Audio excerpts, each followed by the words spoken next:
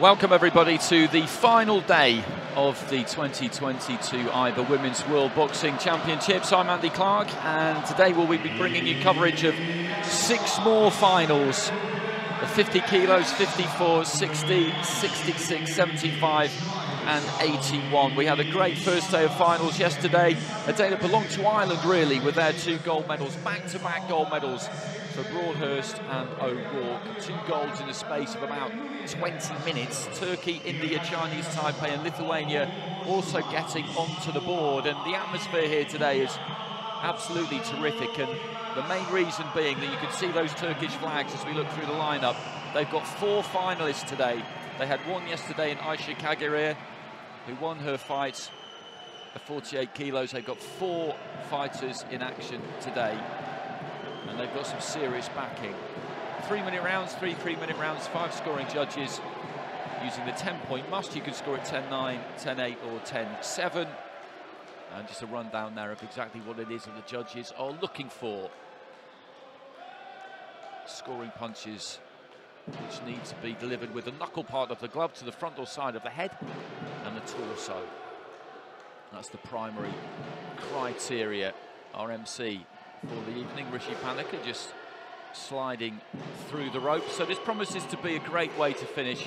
310 fighters, 73 nations taking part, 26 different nations earning medals, which is great to see. 18 different countries getting fighters to the gold medal bout.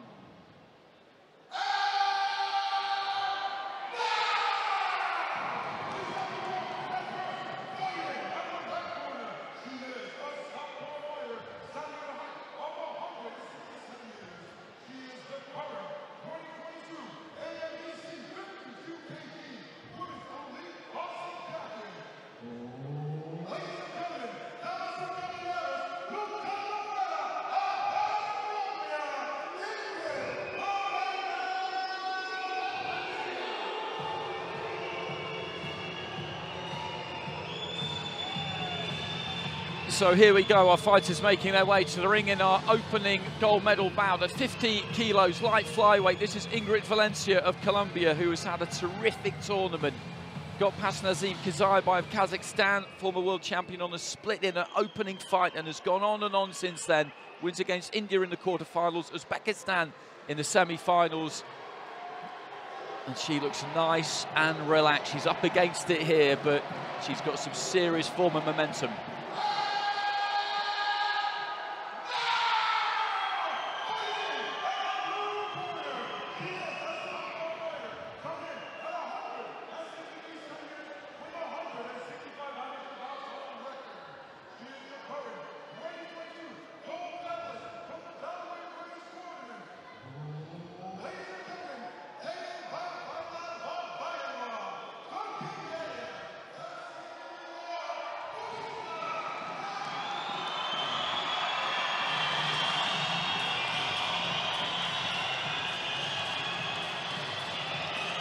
So here comes our first Turkish finalist, Busenaz Kakiroglu, silver medalist from the Tokyo 2020 Olympic Games. She's won a number of golds for the European under-22s at the full Europeans.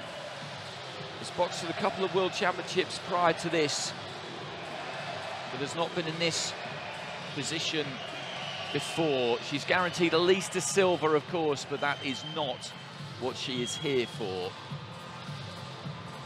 Win against Philippines in the quarterfinals, Spain in the semi-finals.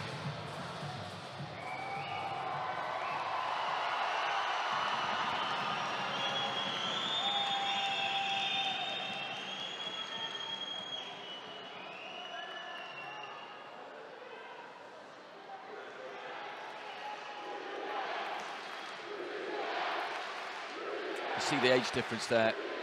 Valencia, 8 years older than Kakiroglu.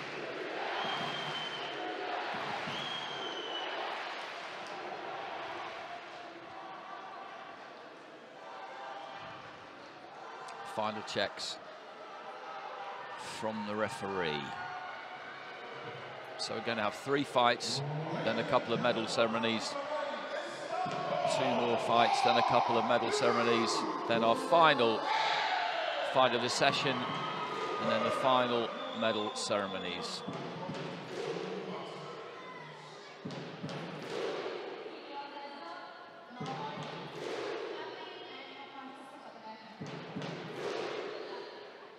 So a touch of gloves between the two. We've got Valencia of Colombia in the red and Kakiroglu of Turkey in the blue.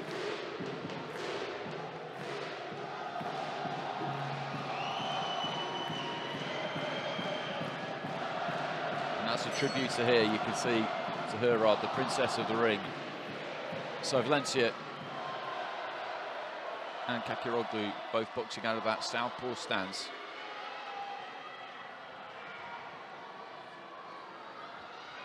Just short with the jab there, the pair of them. Opening seconds here. Both just looking for a way in. Jab maybe just about got there from Valencia, but the counter came in from Kakiroglu quite quickly. Jab caught on the gloves there by Valencia.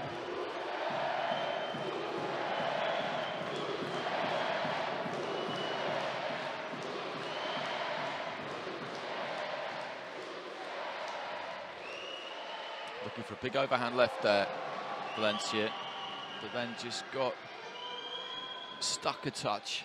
And there was that 1-2 from Kakiroglu again. One thing you notice about Valencia, she did it better there, but prior to that, when she's looked to try and throw, she's left her feet there, and Kakiroglu has been able to throw something back the last couple of times. So he threw the 1-2 and then there threw the big overhand left and got those feet out, looked for the exit, because Kakiroglu immediately was trying to get on top of her. Combination there again from the Turkish fighter. He's looking for that jab, hasn't quite found the range with it yet. Just got a little bit stuck there again, Valencia. Just overreaches a touch every now and again. That's what causes the problem with the feet. Just past the midway stage of round 1. Left hand there from Kakiroglu. Not much in this so far. Kakiroglu probably has picked the better punches of the two. Just short with the 1-2 herself there, Valencia.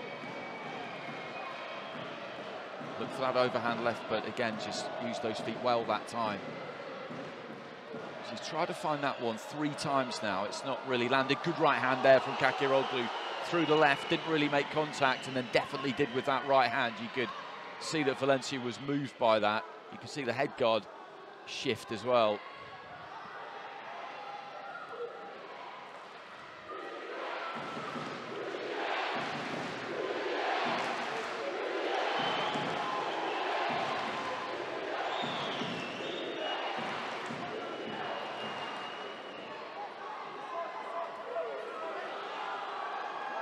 Short right hand there from Kakiroglu. Valencia just gets a little bit too close. Closing stages of round 1.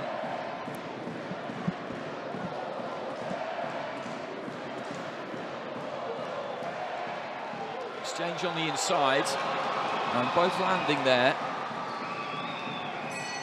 That goes to bell at the end of round 1, and blue corner had the better of that opener.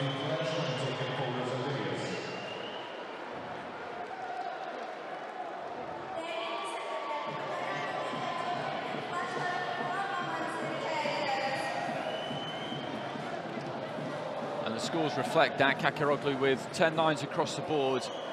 So good start for her. Pretty easy to score that opening round. They got that 1 gold medal yesterday, as mentioned. They're going for another 4 today. Got 7 fighters rather, through to the semi-finals. 5 of those making it all the way through to the gold medal bouts.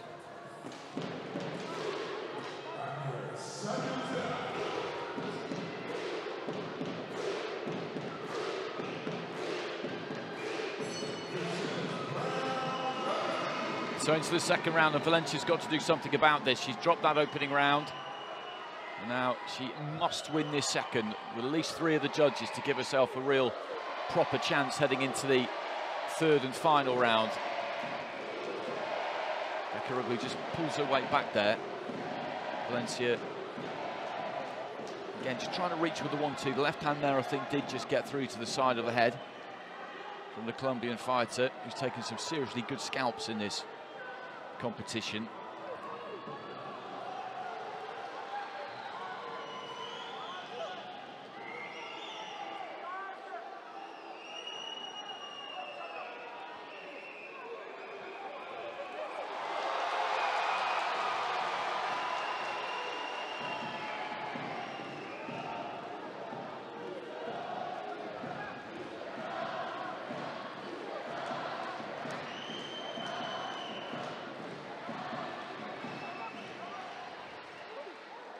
Holds those hands low, Kakiroglu, quite wide as well.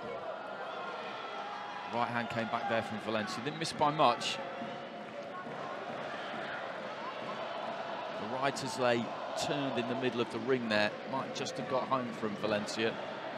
Quite scrappy this second round so far. Not too much has landed from either one of them. The jab, but that was taken mostly on the gloves there by Valencia. She was caught by the right hand there, though. The weight just came forward as she was looking to let that left hand go.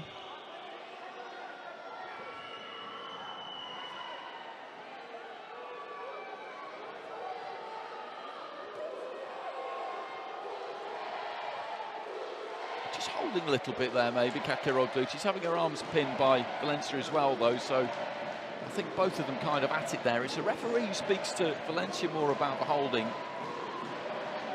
They were both involved there, I would say.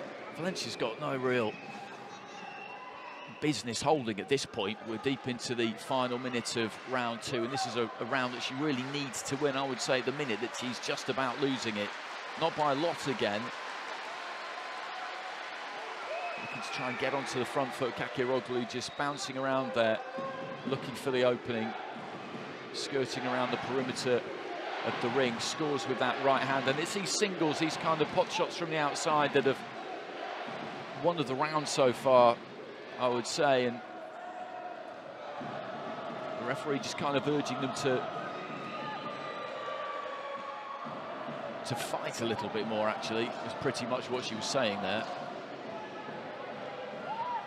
Looking for the 1-2, the right hand again from Valencia, and she's just found it very difficult to land on Kakiroglu. She's that kind of a fighter. She keeps those hands low, she hinges at the waist a little bit, offers that head up, but it's difficult to catch her. And she's done enough in that second round as well.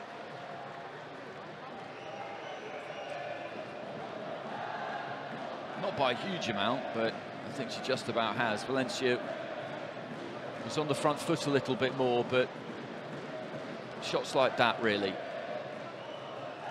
And the second one there just uses that reach pretty well. Just waiting for the scores to come up. Kakiroglu won that opening round 10-9 with all 5 judges. I would be pretty confident that she's probably done the same thing again in that second.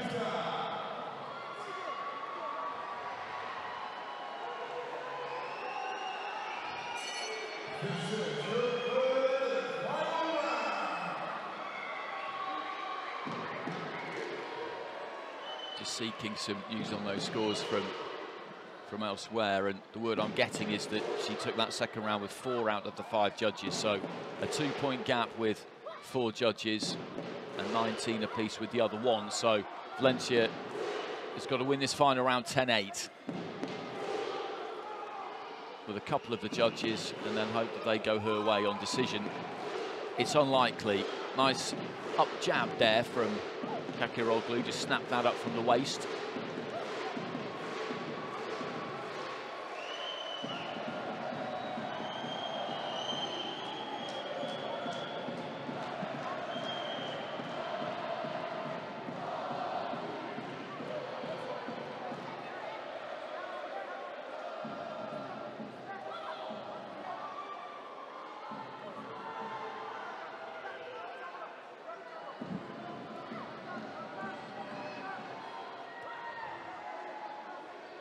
Pulling off the left hand a little bit there, Kakiroglu, and then firing the jab.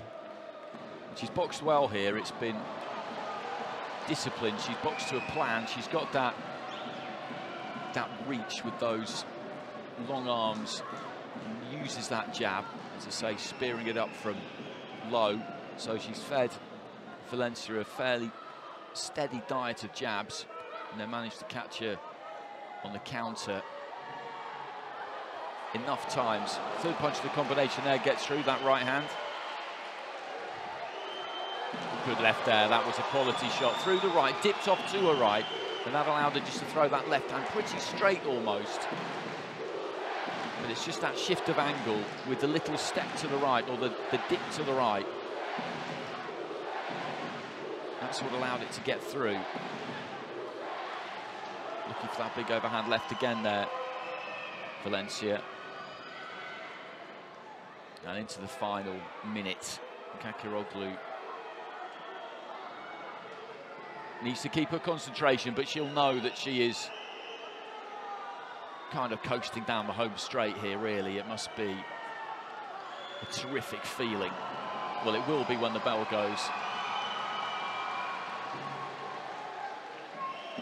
There's a lot of support in here for the home fighters this afternoon, as there was on semi-finals day also, but particularly today. This is the most full that the arena has been over the course of the last couple of weeks.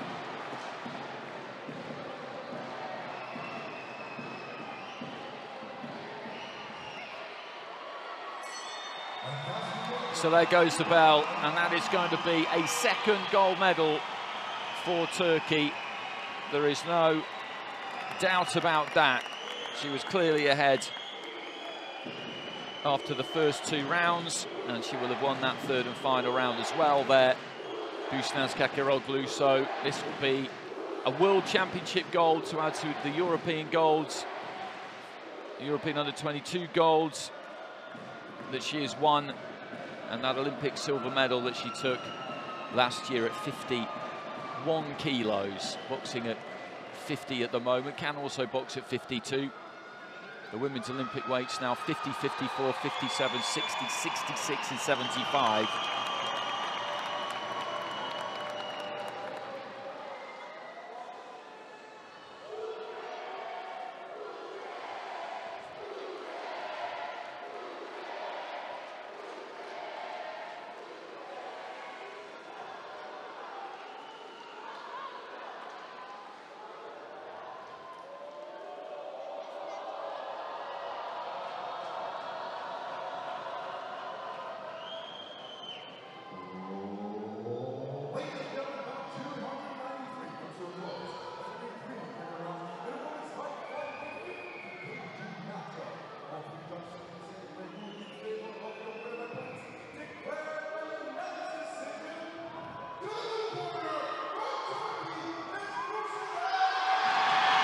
And she gets it.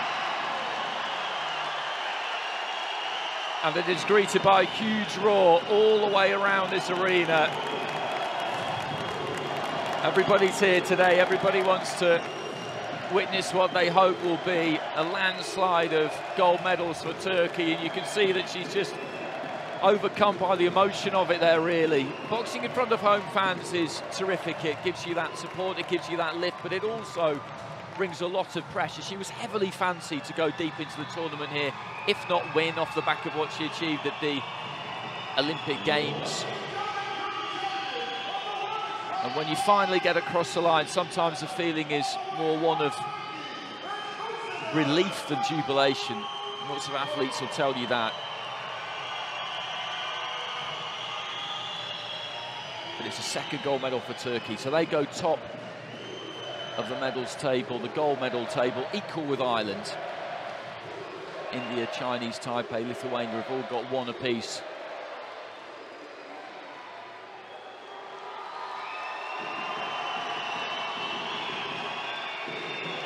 And she won it by unanimous decision, 4-1 in that final round.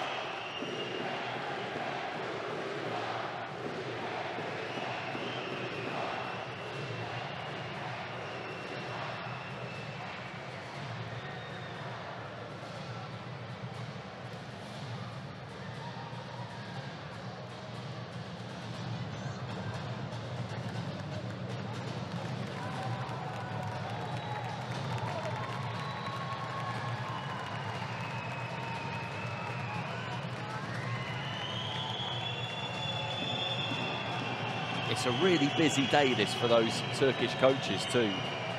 They need to get back into the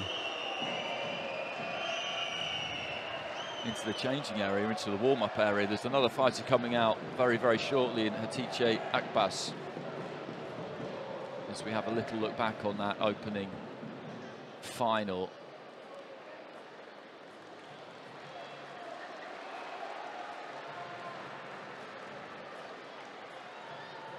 She had the odd success, Valencia, but she just couldn't quite get close enough. She had the reach advantage, Kakiroglu, and she used it. She used it well. A lot of the time just pulling back like she did there. Doesn't take a big step back, just pulls back, and that leaves her close enough still to land the counter. Other times you step in and throw the combination. Generally speaking, it was the final punch of a combination, the three-punch combination, for example, that would land, and she got the job done.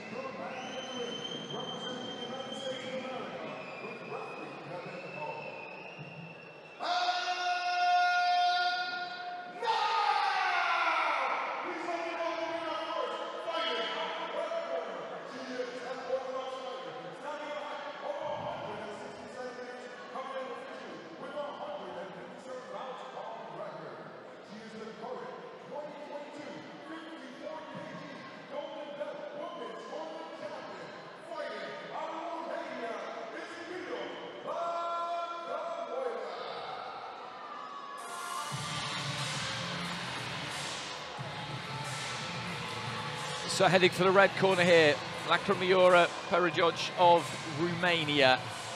Experienced fighter, as our MC has just said, they won the golden belt earlier this year on home turf, has won a gold medal at the European Championships back in 2019, has boxed in this competition a number of times before, but this is the first time that she has medalled.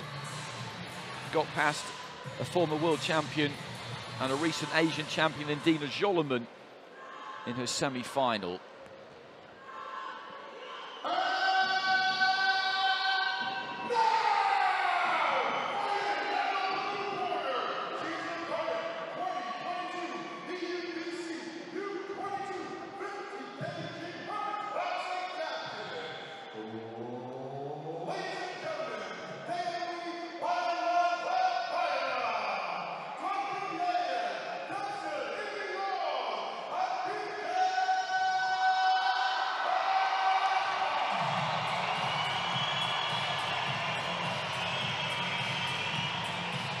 And out of the blue corner, Hatice Akbas, representing Turkey, boxed really well in her semi-final against Prita Kamon Tintabdai of Thailand to win by unanimous decision. In the quarterfinals, beat Stanimira Petrova of Bulgaria, who won the Stranja tournament earlier this year.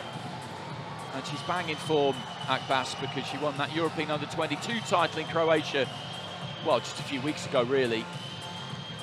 Reigning national champion. She's come up in weight though. That was at 52 kilos in Croatia. Now boxing at 54. Might not sound like a lot, but a couple of kilos is about 4.5 pounds in old money. It didn't seem to make too much difference to her though when I saw her in the semi-final.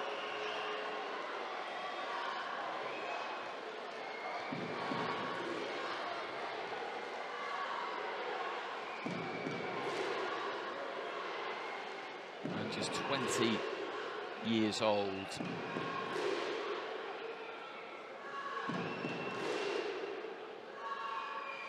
Akbas.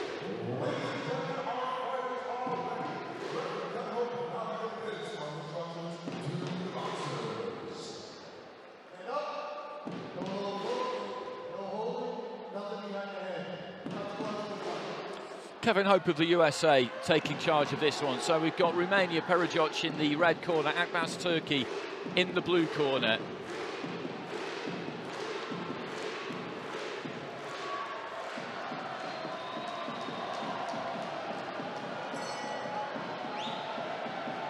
Orthodox against southpaw, Perejoc in that right-handed stance. Akbas fighting left-handed, that stronger hand, that left hand being the backhand. That's usually the case. You do sometimes see people set up as orthodox fighters even though they're left-handed, and southpaw fighters even though they're right-handed. There can be all sorts of reasons for that. Perejoc just dipping ahead, gets caught by a combination there from Akbas.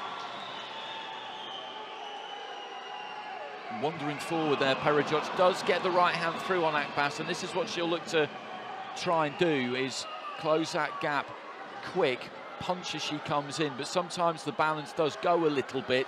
Akbas has got to keep her composure when Perejoc is rushing in on her. That little half step back, step off to the side, try and catch her on the way in. If you just take the feet out and try and stay out of the way, then ultimately she will catch up with you. Gives the overhand right there, Perejoc, didn't quite land it. Right hand on the inside, did get through there. Heading up towards the midway point of round one. Nice scoring punch there from Akbas. Left hand. Perejoc again there. She dips that head. And she comes in throwing kind of shallow overhand punches, almost like she's doing the front crawl. It's not that easy to deal with. Rights the body there for Perejoc in amongst all of that. Again comes forward and catches Akbas with the right hand. She just pulled back in a straight line there, Akbas, and that's what I was talking about really. When you've got somebody coming onto you like that, they're like a train coming down the track at you, and you need to step off the track. But if you stay on it and just pull back along it, they will catch you at some point. Lead left hand there from Perejoc, got through.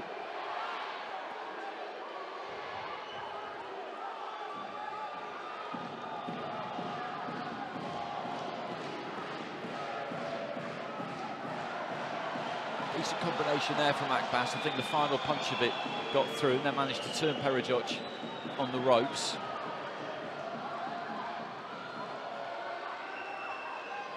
Just short with the 1-2 there, Akbas. Perejok throws a big, filthy-looking overhand right, which doesn't quite land. The left-hand counter, I think, just made a glancing blow there from Akbas, who's getting on the front foot a little bit more towards the end of the round here.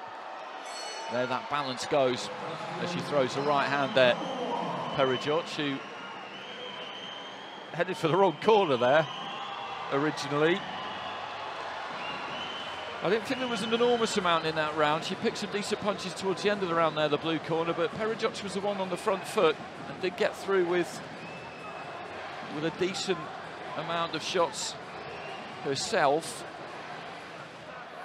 And the judges have gone 4-1 in favour of Akbas there. I think Perejok is slightly unfortunate there, to be honest, that she hasn't got a little bit more, because although she's clumsy and it doesn't exactly look great, it's not all that pleasing on the eye. That doesn't really matter. It just matters what lands. And the highlights here are showing us mostly good work from Akbas. There's a combination from Perejok, but she did get through with some handy enough stuff there. So I think maybe she could have got a little bit more from the judges there, Perejok. As it is, she's got a mountain to climb here.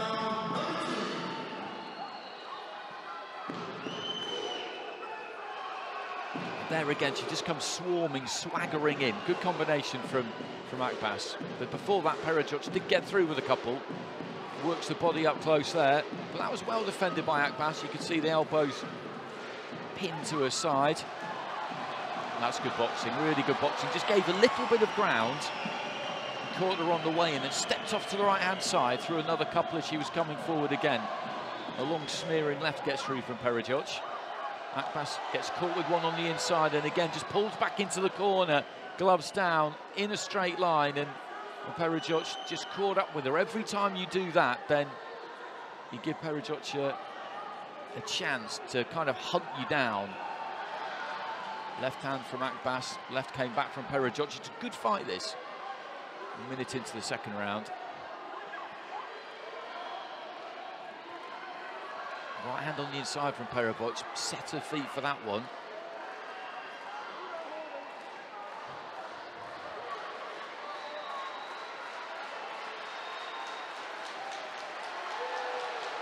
Left hand from Perejok, I think was pretty much with the inside of the glove there. And again, just looking to work the body up close. Nothing wrong with that. The referee telling her just to keep that head up. She does carry that head in low, but it kind of stays on one level, if you like. She doesn't bring it in low and then lift it up right at the end, which is what could cause head clashes often.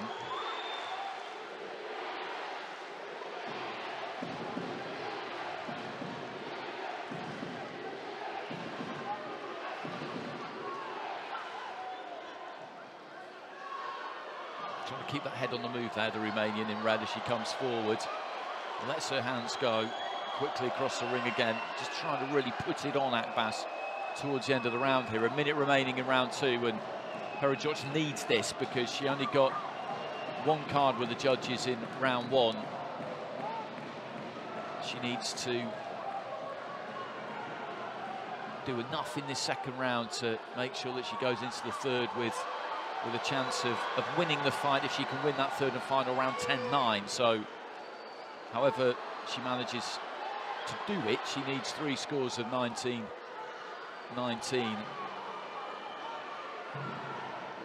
or 2 scores of 19-19 and that other one in her favour.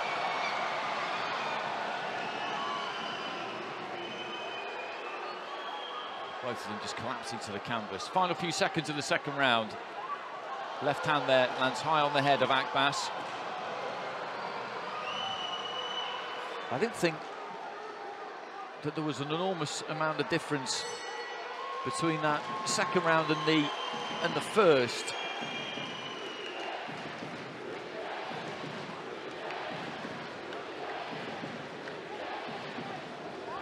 So it'll be interesting to see how the judges score it. Well, Perejok gets more this time around. She gets 3 10-9s in her favour. And what that means is that that formula that I outlined that she needed, that's what she's got, because she's winning 2018 with one judge. Akbas is winning 2018 with two, and then we've got two scores of 19 apiece. So Akbas needs to convert one of them into a win, and she's got gold. Perejoc needs to convert both of them into a win, and she's got gold. And I think this is set up fair enough, actually, heading into the third. On balance, it's been an even fight. A 3-2 split in the scoring in that second round. Couldn't really complain about that or argue with that. I thought the first round was maybe a little bit harsh on Perejoc. Just fine margins. But they both got absolutely every chance in his final 3 minutes. Slight advantage to Akbas, but it is only slight.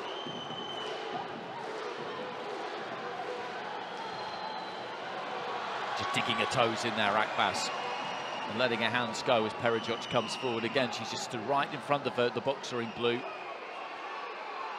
Just a little cheeky right hand there as they turned in the corner. Right hand followed by a left there from Perejoc. I think there was one in return in the middle of it from Akbas.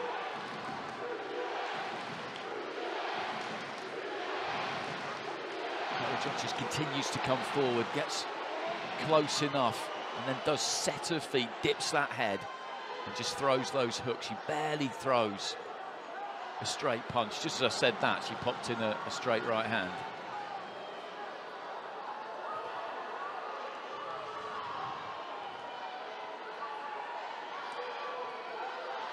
Good left hand there from Perejoc. Nice tight guard, then exploded out with it. And again, just leans in, buffets into Akbas, pushes her back towards the ropes, heading towards the midway point of the round.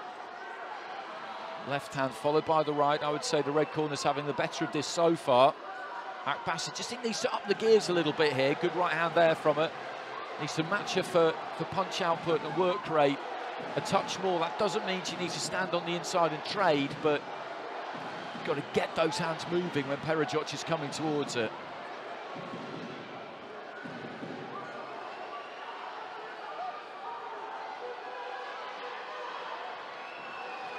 Left hand there from Perejoc. Quite often there's 2, 3, 4 punches being thrown by either fighter, and maybe one is getting through. Similar scenario there. It's not always that easy to see what lands and what doesn't. We've got 5 scoring judges at ringside here, and they're the ones who've got to pick the bones out of it.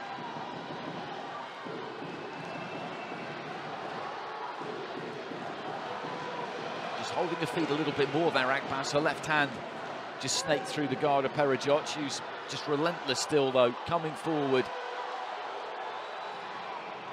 Looked for the right hand lead there, didn't land it. Into the final 30 seconds. It's been a high pace, this. A high tempo to it.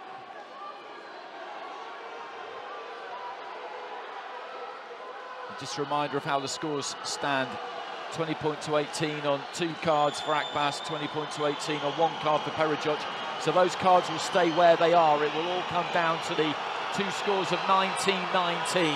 Perejoc needs to win both of them. Akbas needs 1. For me, the red corner's done enough in that final round, but it's down to the judges. Can she get both of those cards that she needs? Can Akbas in that blue corner there pick up the 1 that she needs?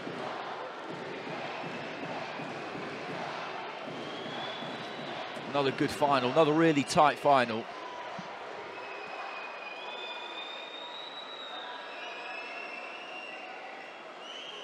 Kakiroglu winning for Turkey just a few minutes ago. A little bit of cut, is there on the top of that right eyebrow there, maybe? No big problem, looks like it's an old injury. A nervous wait here.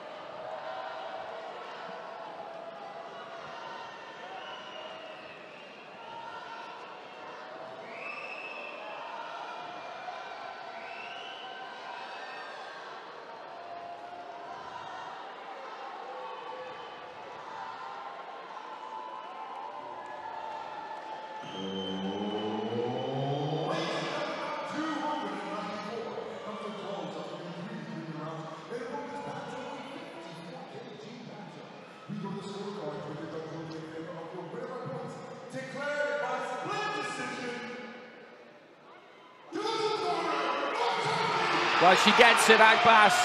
It's a split decision. She needed one of those drawn cards, remember. So either she's got both and it's 4-1, or she's just picked up that one and it's 3-2. And that's what it is. So that is one of the tightest wins you will see. Split scoring then, there must have been in that final round. That's the only way that that could work out to come to that split decision of 3-2. And Akbas picks up Turkey's third gold medal. Pericic put up a good display there. It was very, very close. One of those fights that could have gone either way. I was just shading red corner, but the blue corner has got it.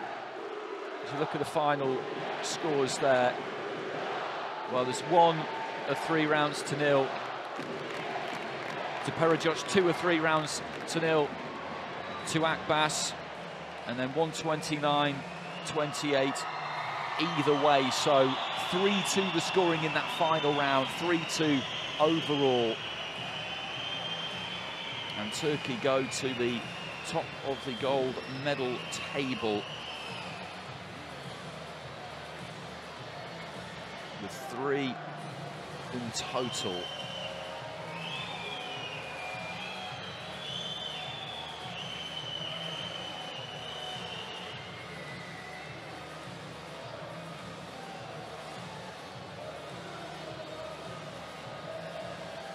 And again, we'll have a little bit of a delay here as Akbas is able to celebrate at ringside, mobbed by photographers.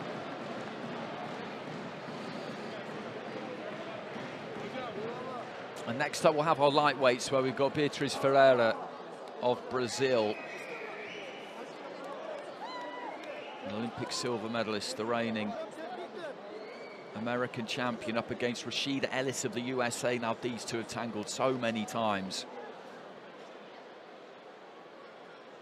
In the 2019 Pan Am Games final, Ferreira beat Ellis. In the 2019, the same year, the Women's World Championships, Ferreira beat Rashida Ellis. Those were both in the semi-finals, and then in that Asian Championships earlier this year in Ecuador, they met in the final, and again it was Ferreira who came out on the right side. So Ellis will feel that she is due. Heads just cracking together there as we watch some highlights. It wasn't that easy to score because, as you see from some of those replays there, it's difficult in the midst of that melee of punching at times to work out what's landed and what hasn't. Great support for the Turkish boxers, and there's two more to come. So we'll have this fight at lightweight, then we'll have some medal ceremonies.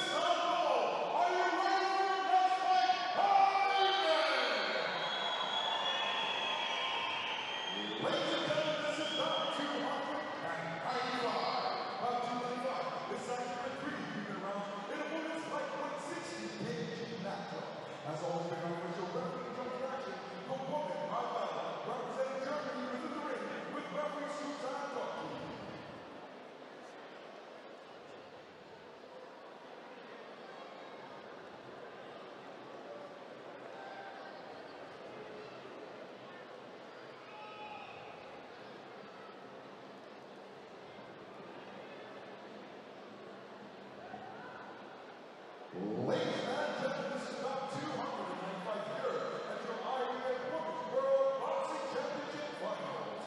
About 295, this time for the 3 junior rounds. In a women's lightweight 60 matchup.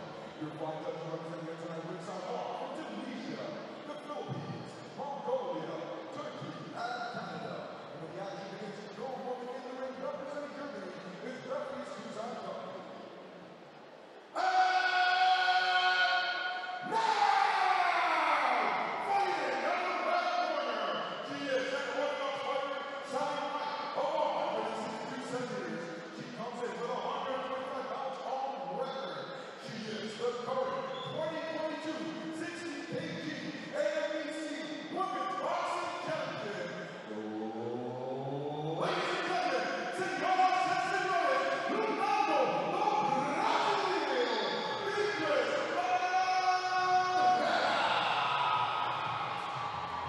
Beatriz Ferreira of Brazil making her way to the ring. And she has very nearly got the full set of gold medals. She's won the American Championships twice, the Pan Am Games, the World Championships in 2019, but was picked to gold at the Tokyo Olympics at 60 kilos by Kelly Harrington. And she's had those string of wins along the way against Rashida Ellis, most recently in that American Championship final.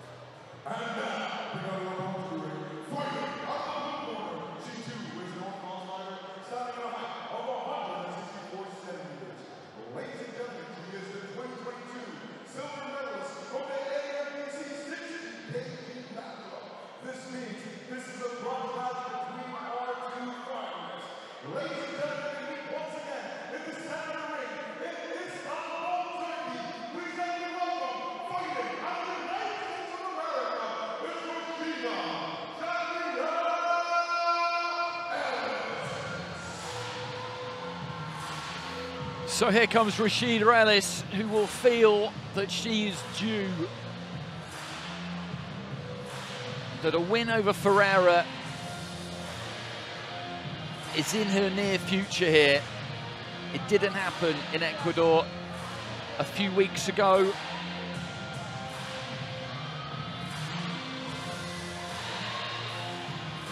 But she's all smiles as she makes her way to the ring. She's had a very good career so far. Bronze medals at the World Championships, at the Pan Am Games, a silver medal at the American Championships, got to Tokyo. So also an Olympian. But she just needs to go that one step further here.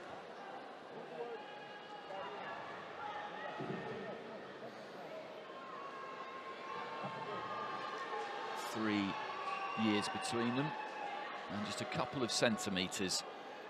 Ellis in her semi-final got past Ongeta Sadaku of Kosovo. Ferreira beat Alessia Messiano of Italy, a 2016 world champion. Ladies and gentlemen, our fighters are ready. This blood match is on. Referees do not to allow getting her final instructions to the boxers. Heads up, normally your attention by Suzanne Kupka of Germany in charge of this one. Ferreira, Brazil in the red. Ellis, USA in the blue.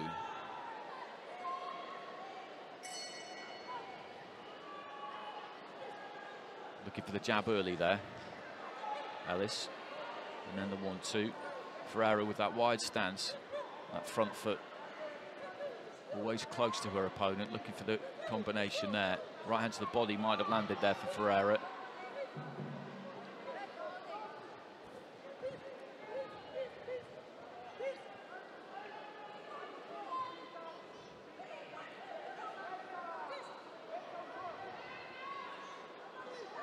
Good jab there from Ferreira.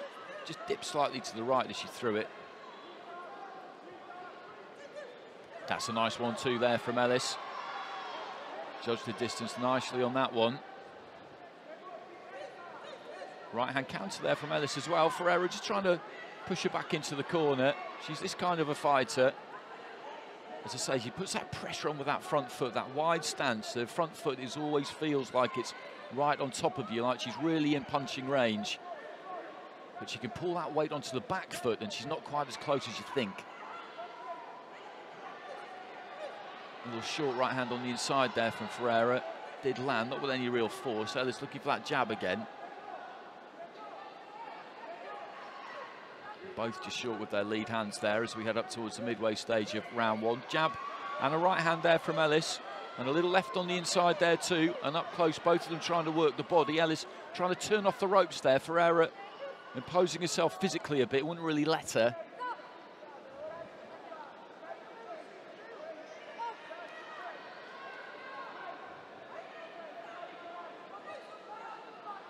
Ellis just swoops in and takes the jab to the body.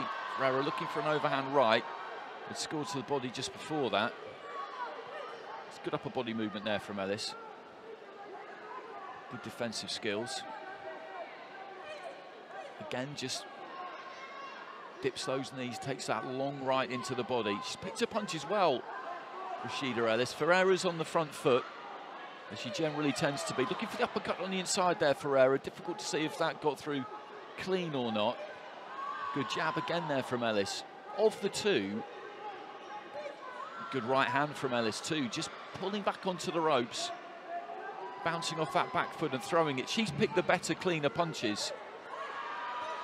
Ferreira has been, as I say, on the front foot, caught by 1-2 again there, though, by Ellis. But by my reckoning, she's had a good round here, the American fighter. Ferreira trying to work the body. I think a left hand probably landed there originally. Ellis has looked comfortable enough, though, backing up, giving that ground. She's not being pushed around, she's giving the ground. There's a big difference between someone being put on the back foot and voluntarily going there. Ferreira feels that she's done enough in that opening round. Let's see what the judges think. She was on the front foot most of the time, but for me, that's a blue corner round. It has to be, because she just picked her punches better, quite simply. Landed more clean punches than her opponent. Doesn't matter whether you do it off the front foot or the back foot. And 4 out of the 5 judges go in Ellis's direction there.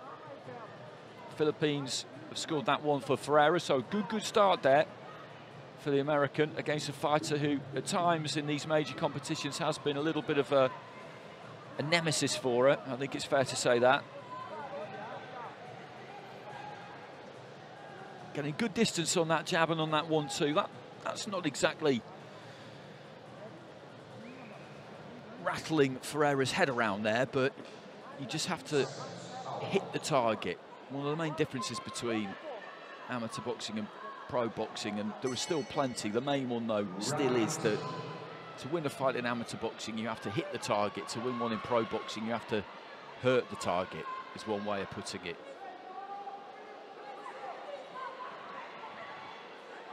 So into the second round, Ellis of the USA with the lead after that opening round, winning it 10-9 with 4 out of the 5 judges. Ferreira with some work to do here. She needs this second round.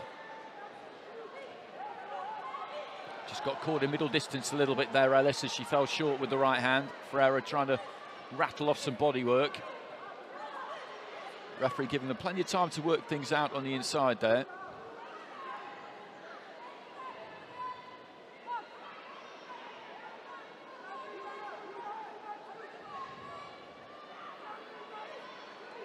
Looking for the jab there, Ellis. She's got to keep throwing that, got to keep picking it.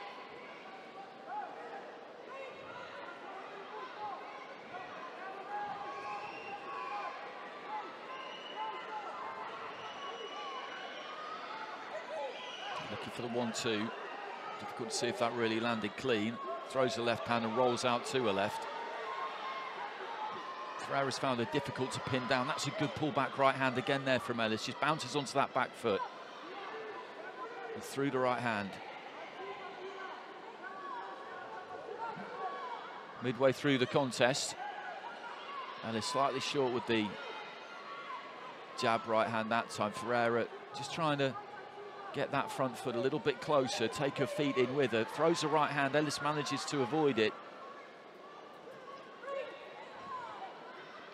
She's finding this difficult, Ferreira. She just can't quite get the distance that she needs, because Ellis is using those feet well. Maybe one a little bit low there from Ferreira. Right hand there from Ferreira. Did reach the target, but there's a good left hand off the back foot, and then a good jab from Ellis as well. That's good boxing, impressive boxing. She's managed to catch Ferreira as she's come forward with some good clean blows. A 1-2 there, and then sinks into the ropes. Referee could be a little bit quicker, I think, to get in those situations. And this is similar to the first round. Left hand there from Ferreira. Good left hand again there from Ellis. Little left on the inside from Ferreira, who's looking to try and work the body up close there. Slightly tight around this one, but Ellis is, again, she's landed the cleaner shots. There's a left hand. As we head into the final 10 seconds, looking for that 1-2.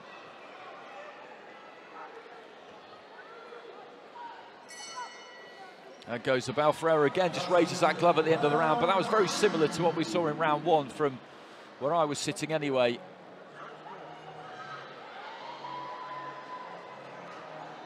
I would go blue corner myself. We had a split 4-1 in the first round. What have we got this time around? Well, it's another split, and it's 3-2 in favour of Ellis, and that means she's got clear water heading into this third and final round. She's 2 rounds up with 3 of the judges. One judge has got Ferreira 2 rounds up, the other has got it 19-19. So Ferreira basically here has got to turn around one of those 20 point to 18 deficits, which means she's got to go big in this final round. She needs to win one of them 10-8 and then hope that that judge goes her way on judge's decision. And Ellis just needs to keep doing what she's doing.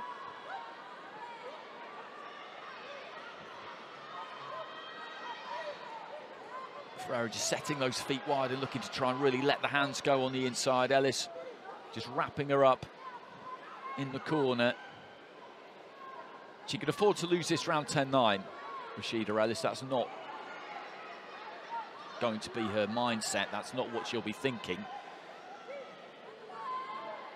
It's up to the coaches as to how much information they communicate to the fighters, to the state of the fight.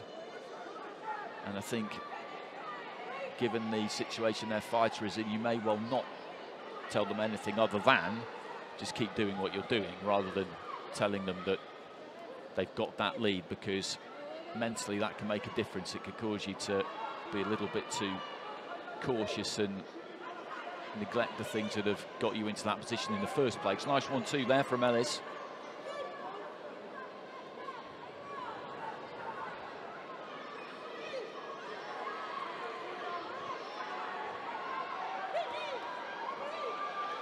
Throws a 1-2 again there and just dips off to her left.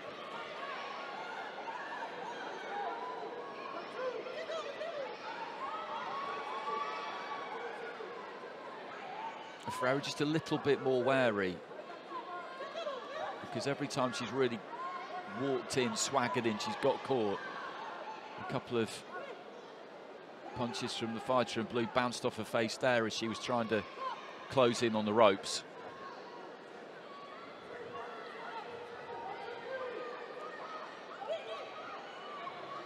Short with the 1-2 there, Ellis. What she's done well, though, is that she's never chased those punches in. Right hand lead on that occasion. If she's thrown it and it's come up short, then it's just come up short. She's got the hands back, and then just look to get her feet a little bit closer the next time around, rather than feel it's not going to make it. As I say, kind of chase it in, the balance goes, and then you can have a problem. Heading up towards the final 30 seconds.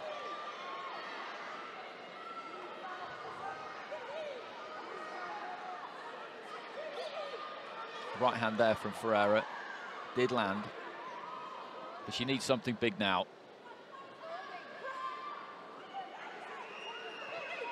I'd say this has been another round for the blue corner. The 3 rounds have all been pretty similar, actually.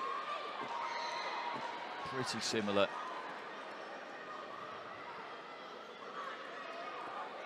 And she will pick up a gold medal for the United States of America. Touch of gloves between the two, and having lost a number of major finals to Beatriz Ferreira, Rashida Ellis has bucked that trend this evening and got the win here.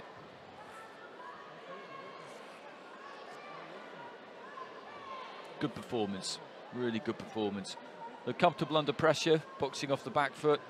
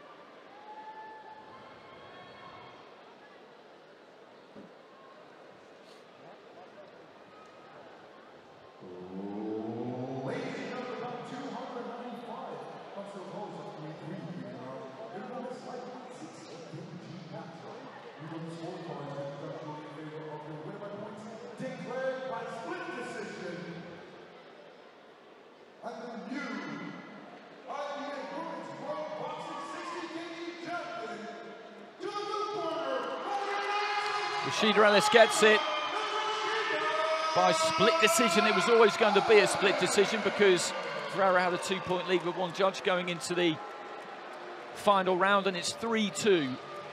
So the 19-19 card will have gone Ferreira's way as well. So there would have been some split scoring in that final round, I would say. We'll see when the scores come up. So 3 cards of 3-0 to Ellis, so she got those 3 in the final round. The other 2 in the final round would have gone to Ferreira, so a 3-2 split in favour of Ellis in that final round gives her the 3-2 split overall. It was a little bit more comfortable than that makes it sound because she had that 2-point lead going into the final round with 3 judges. Good performance, really good performance, and as I say, just kind of lays to rest that problem that maybe she was having, maybe a little bit of a mental block that has started to occur with Ferreira in major finals. Certainly not the case anymore. And now, as we watch these highlights of the 60-kilo final, they will just be getting ready to present some medals. And our first one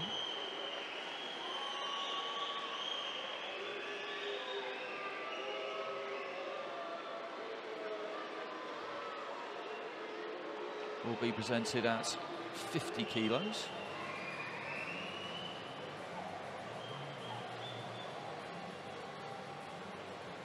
As Ellis just makes her way backstage.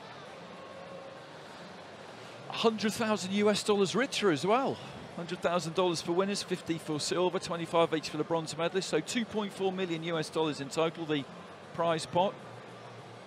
Exactly the same conditions in the Women's World Championships as is the case in the men's. 12 weight divisions in the women's, 13 in the men's in IBA boxing. And the USA get their first gold. Women's World Boxing Championships 2022, a women's lightweight and bantamweight categories.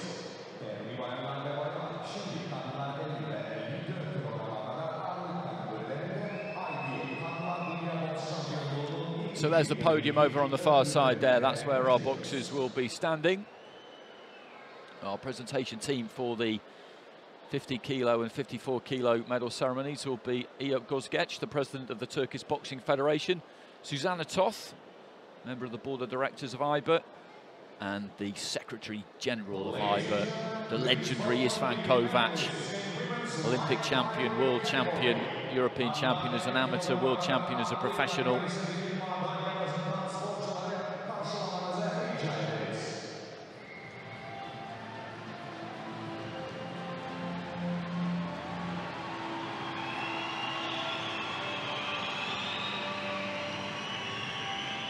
Ingrid Valencia on the left there, Uznas Kakiroglu in the middle, and then our bronze medalists Laura Fuertes Fernandez of Spain and Aziza Yokubova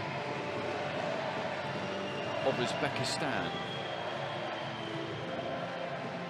Big smiles there from Kakiroglu, who was in floods of tears after her win.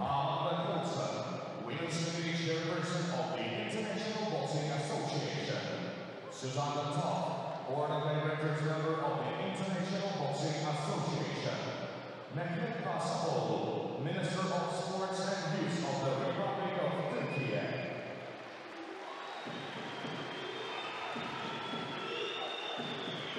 Bronze medalists are bronze medalist Aziza Yokubova, Uzbekistan.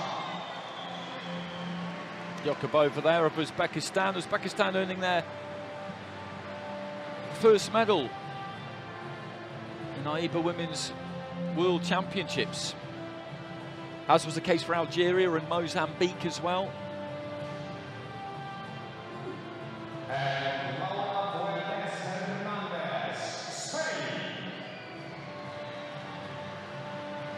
Fuertes Fernandez.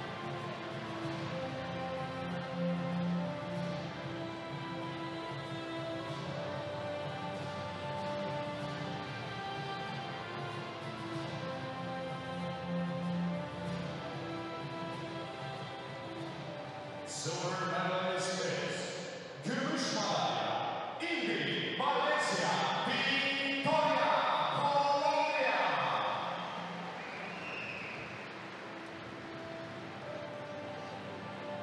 Ingrid Valencia of Colombia had a superb tournament. Probably wasn't fancied to go all the way to the final. I think that's fair.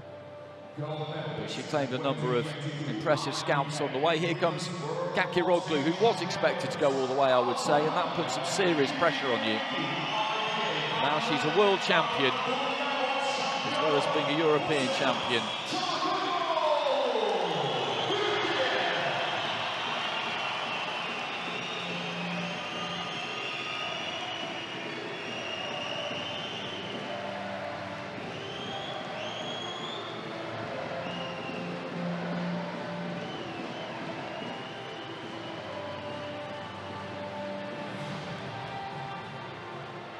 That's the president of the Turkish Boxing Federation there, Eyüp Kozgeç. Please rise for the national anthem of the Republic of Turkey. Türkiye'nin başkenti ayağa kalkmanıza rica ederiz. İstiklal Marşı.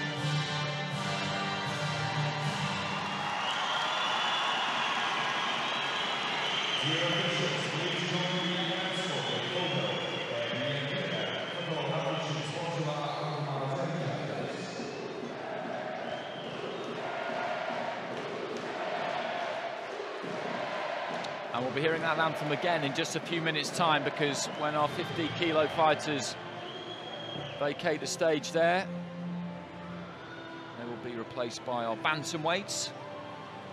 And the gold medalist at bantamweight just a few minutes ago, of course, was Hatice Akbas, also of Turkey.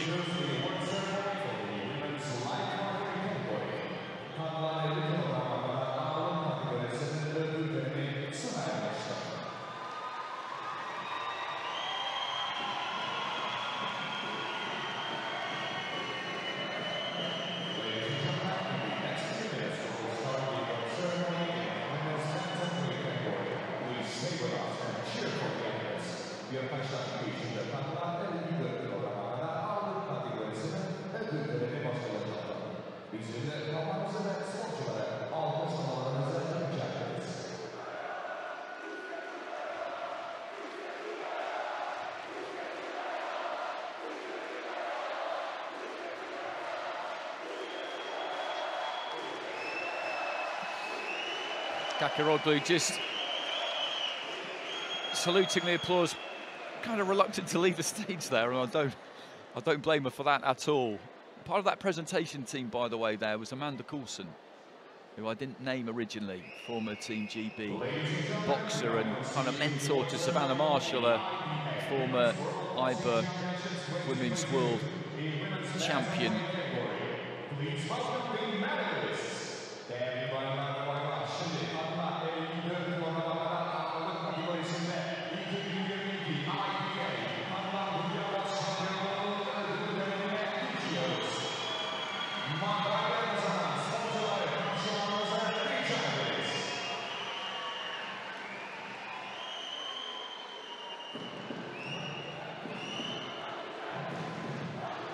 And that is Hatice Akbas, waiting to collect her gold medal. On her right-hand side, Lakramiora Perejoc of Romania, and our two bronze medalists, Dina Joloman of Kazakhstan and Prida Kamon Tintabtai of Thailand.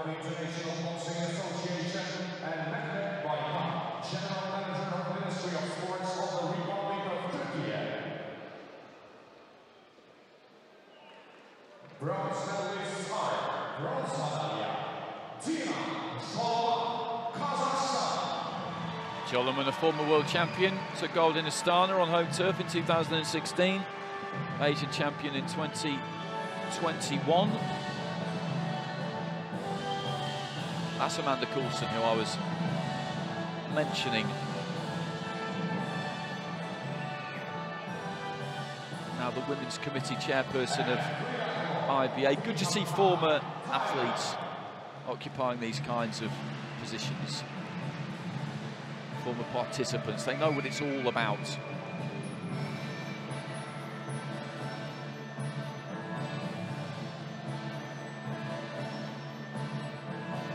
That's Prida Kamon Tintabtai. Silver medalist is Gümüş madalya, Lakramiora Perejoc, Romania. And from Romania, Lakramiora Perejoc. This was a very, very close final. Very close indeed. There were two scores of 19-19 heading into the final round. Perejoc needed both, Akbas needed one, and she got the one that she needed.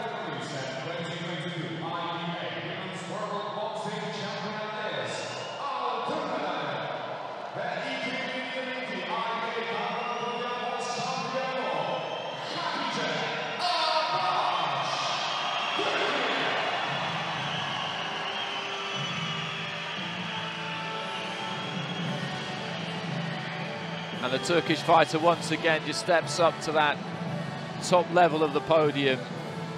Must be an absolutely sensational feeling, as what is a pretty packed arena today rises to her.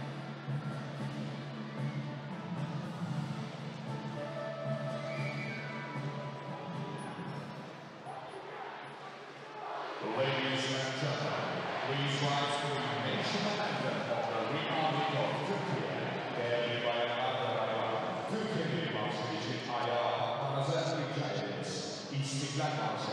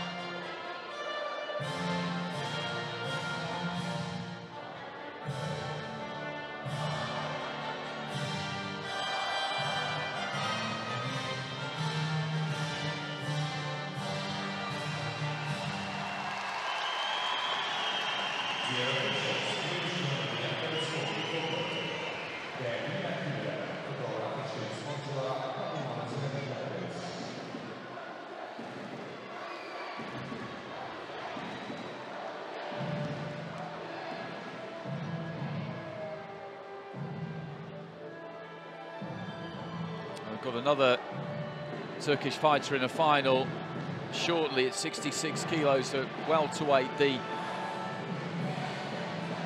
Olympic champion Busanaz Sumaneli, who's got the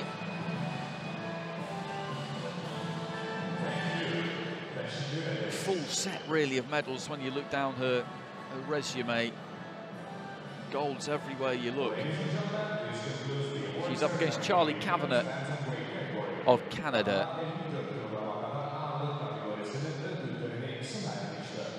And now we will bring your attention back to the ring for the final bout in the women's welterweight category. 준비, 감사,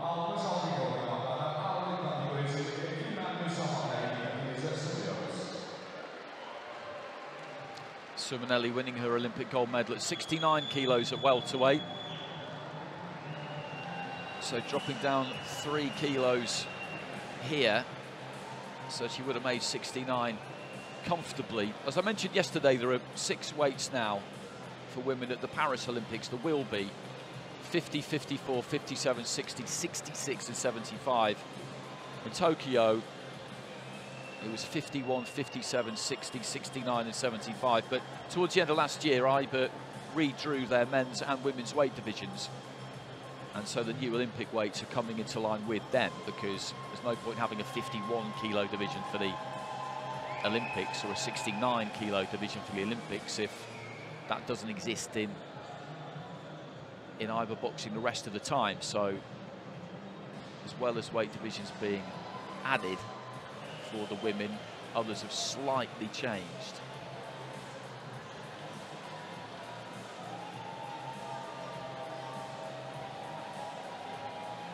Others have changed quite a lot. 51 to 50 isn't too much. 69 to 66 is pretty much half a stone if you're working it out that way.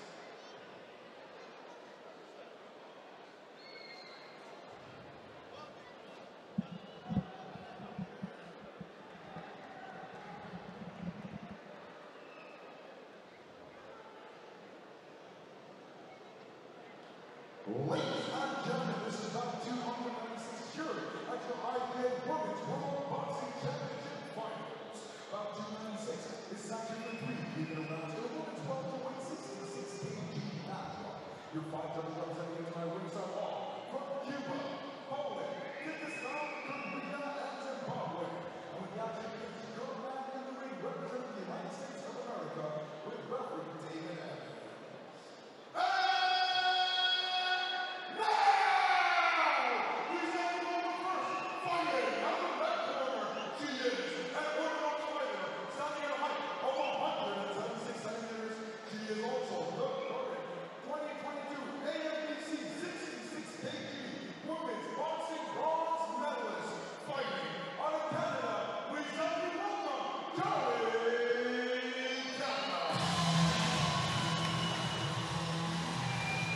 So here comes a 21-year-old Charlie Kavanagh, as Rishi Panik has said there, bronze medalist at the American Championships earlier this year. Back in 2018, a world youth champion.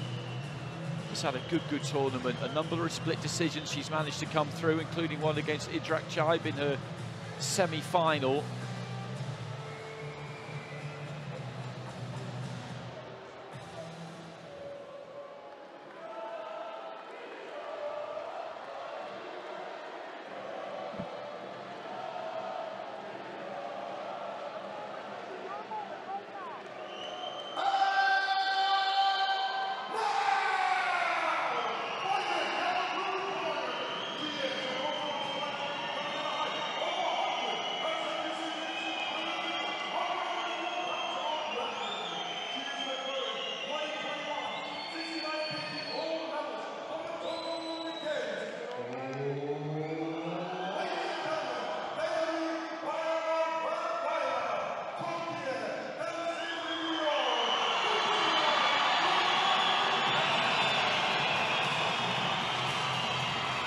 Busanaz Sürmeneli is a big start in Turkey.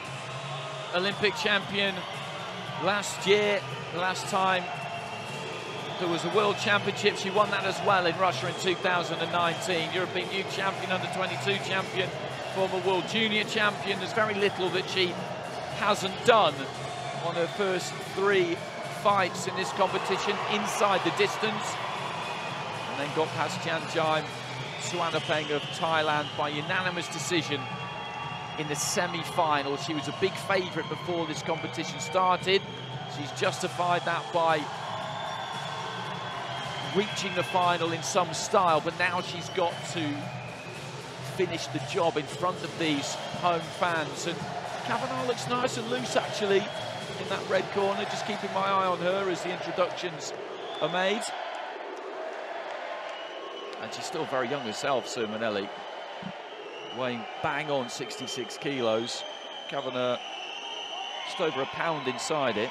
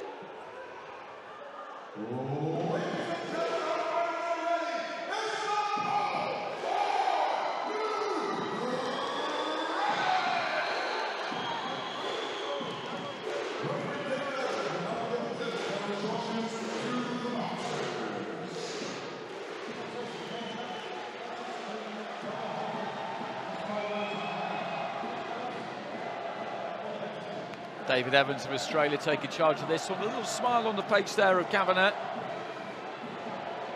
She knows that all the pressure is on Sürmeneli here, really. That's her there in the blue. Kavanagh in the red. So here we go. 2 orthodox fighters there. Kavanagh letting go with the 1-2. Holds those hands pretty high. Does offer up a bit of body there to be attacked by Sürmeneli, who's getting onto the front foot. Caught by right hand there, Sürmeneli, as she came in, looking to be aggressive. She's got nice long levers on her, Kavanagh. She's got to try and use that jab, use that 1-2. Sürmeneli will get in tight like she does there. Catches her with a left hand, maybe got a little bit too close. Referee talking to her about punching with the inside of the glove. It's got to be the knuckle part of the glove that lands. Sinking into the ropes side, Kavanagh was looking for the right hand. Sürmeneli started to let her hands go, but Kavanagh managed to get back off those ropes. Good head movement there from Sürmeneli, but nice 1-2 there from Kavanagh. That's what she absolutely has to do. As Sürmeneli was, again, just looking to swagger forward. She didn't move the head. Kavanagh popped off that combination. Nice right to the body there from the Canadian fighter as well. He's made a good start here, actually. A minute into this first round. The right just lands on the side of Kavanagh's head there.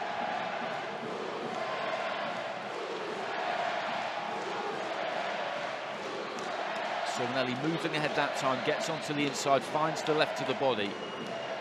Short left hand there from Kavanagh, right to the body from Sürmeneli. There was a combination there from the Turkish fighter, but it was caught on the gloves by Kavanagh just past the midway point of the round. She's been full of intent here, Sürmeneli, but she just got clipped by a 1-2 again there. The cleaner punching in this round has come from the fighter in red. I don't think you can really have any doubt about that from watching this opening 2 minutes. Sürmeneli, as I say, has been bristling with menace and aggression, but it hasn't really landed all that much. Right hand there from Sürmeneli, set to her feet that time. Kavanagh managed to turn off the ropes there, which is what she needs to do if she finds herself in that kind of situation. Looking for that jab again there, the fighter in red. Good composure from her in this first round. The crowd is up, very much on Sürmeneli's side, of course, but she's held things together, more than held things together mentally, but also in terms of the technique. Sürmeneli again, marauding forward, right hand there, gets through, and followed by a second. Looks for the left, good finish to the round here for Sürmeneli, and there's the standing count issued by the referee. Sürmeneli getting to Kavanagh right towards the end of the round, landing a good combination. Kavanagh trying to get back on the jab. And Sürmeneli again just getting through with a left followed by a right there, and that could be enough, I think, for that round to go in the direction of the blue corner, thanks to that strong finish. Really was a strong finish towards the end there too. Before that, the opening couple of minutes of that round, Kavanagh picked some good shots from the outside. Sürmeneli, as I say, was bristling with aggression, with intent, and she gets it. 4 10-8s in there. It was a very strong finish to the round there from Sürmeneli. There was a standing count. I'm not sure about 10-8 myself. She got the round win there with a good finish to the round. But I think 10-8s are a bit harsh on Kavanagh personally. Sürmeneli dangerous when she gets close, when she gets that range, when she gets that distance.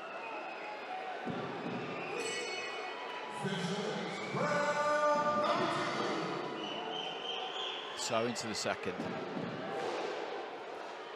Kavanagh looking for that 1-2. The right hand just getting caught on the gloves there by Sürmeneli.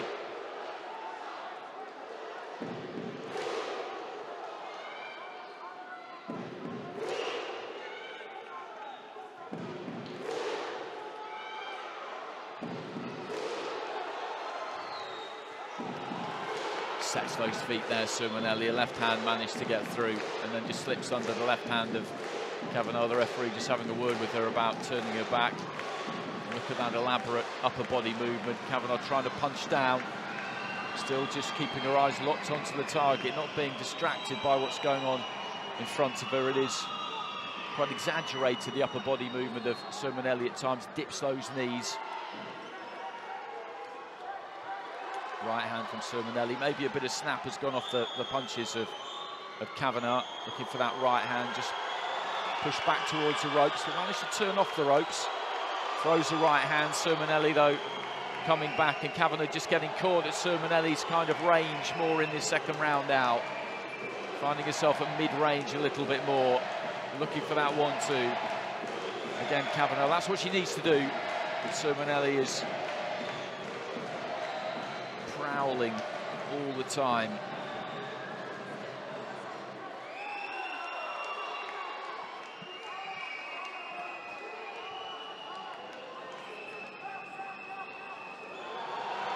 Right hand from Sürmeneli. 1-2, just a little bit short there from Kavanagh. Looking for a kind of left screw shot there. Sürmeneli gets through with a jab eventually, and the referee steps in with the standing count. Just over a minute remaining in round 2. And this is hard work for Kavanagh now. Looks to try and get on the jab. She's still looking to try and do the right things, but a little bit of pop has gone off those punches. Sürmeneli got to her towards the end of that first, and has got to her increasingly in the second round as well.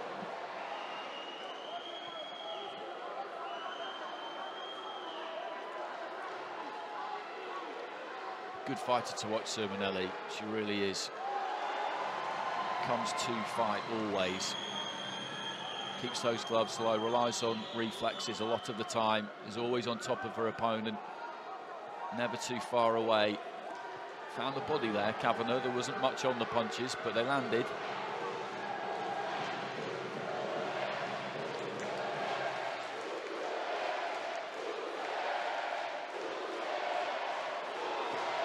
Just covering up well there, the Canadian. Sermonelli looking to try and launch an onslaught right to the end of the round.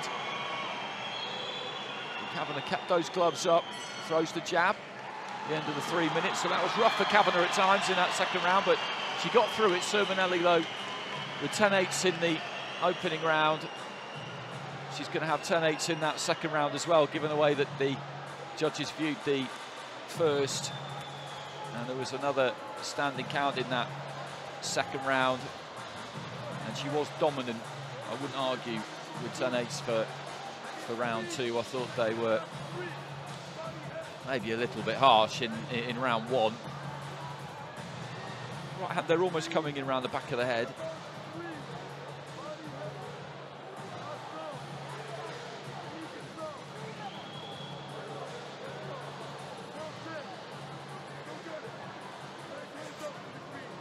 And 10-8s across the board there. 10-8s across the board. So we've got one score of 20 points to 17 and 4 scores of 20 points to 16. So Sermonelli has got that gold medal around her neck pretty much, and she'll be looking to finish the style here. That's what she's all about. She'll be looking for the stoppage. Her first 3 fights ended inside the distance. RSC round 1 in the first prelim. In the second prelim, the opposition corner abandoning the fight 7 seconds into round 3. Then RSC round 3 in her third contest, taking the distance by Janjaim Sawanapeng of Thailand in the semi-finals. Kavanagh's trying to hold it together here. Spins her off around that front foot. Physically, there's a big difference between these two. There's only a couple of years between them in age, but Sermonelli is physically very, very strong. Kavanagh is longer, leaner. Looking for that 1-2 again there, Kavanagh. A minute into round 3.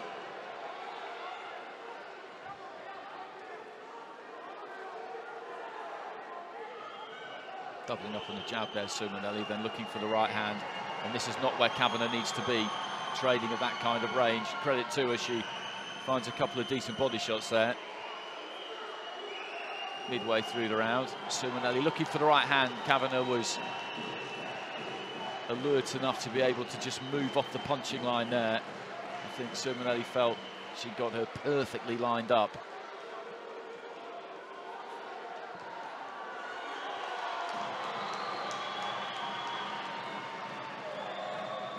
Looking for an extravagant uppercut there, Sermonelli doesn't quite manage to land it. Kavanagh's doing pretty well in this third round. It was torrid at times in the second, but she's holding it together here. She's not had too many difficulties, not yet anyway. Right hand there from Sermonelli, gets through, and another right hand on the inside. And although Kavanagh took that pretty well, actually, the referee steps in with a standing count, and I've got no issue with that at all. And he stopped it. The referee stopped the contest about 40 seconds before the end of round 3, and Sermonelli spreads those gloves wide to the adulation of the arena.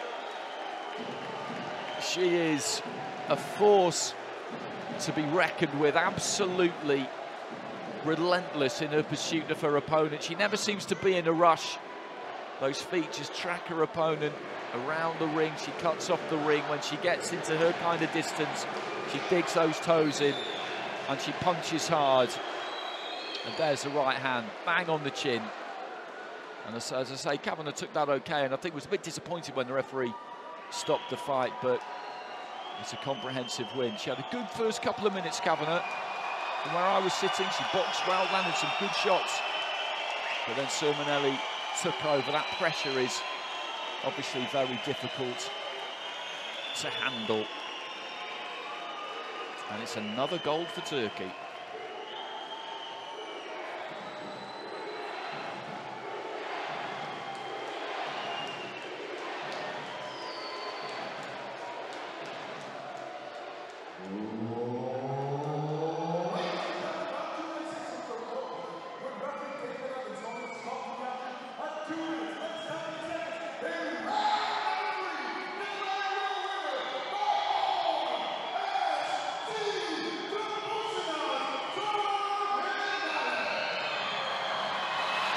So Sermonelli becomes a two-time IBA world champion, and what a run she is on. In 2019 in Ulan-Ude, she got gold at 69 kilos. In Tokyo, gold again at 69 kilos.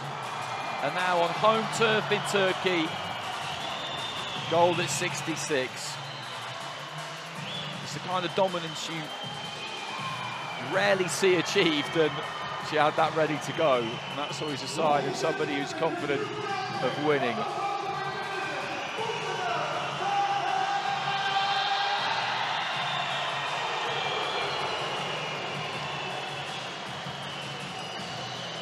So it's 4 out of 4 for Turkey. They've got one more finalist to come in the heavyweight division.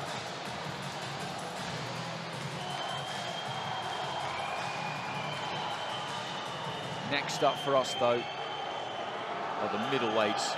Tamara Thibault of Canada, tangling with Athena Bailon, a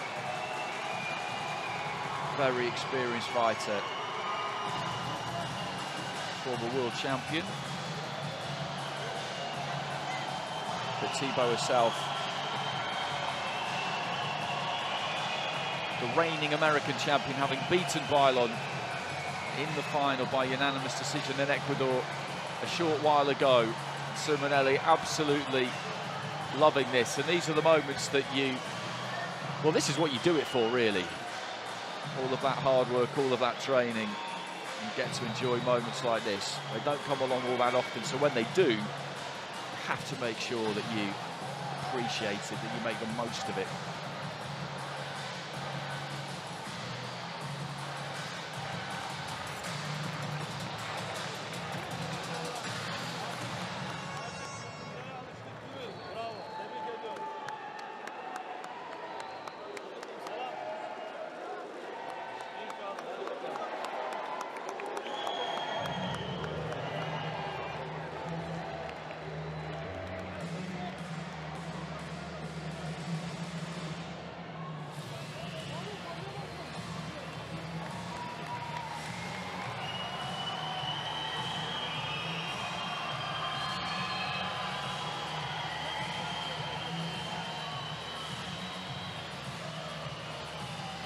Heavy-handed, Sermonelli. I don't think there's any real doubt about that. And there was that right hand.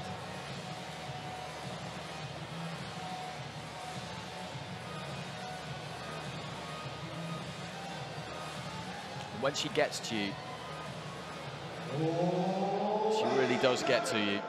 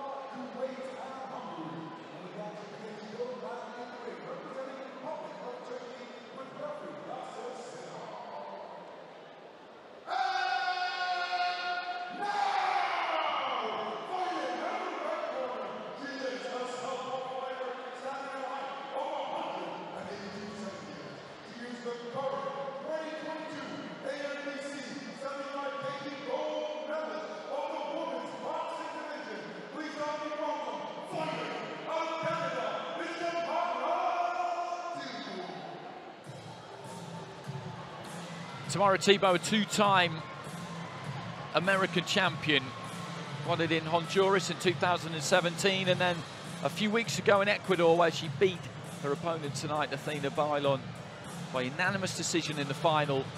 She's got bronze medals in her locker as well in the Pan Am Games, the Commonwealth Games, 2019 and 2018.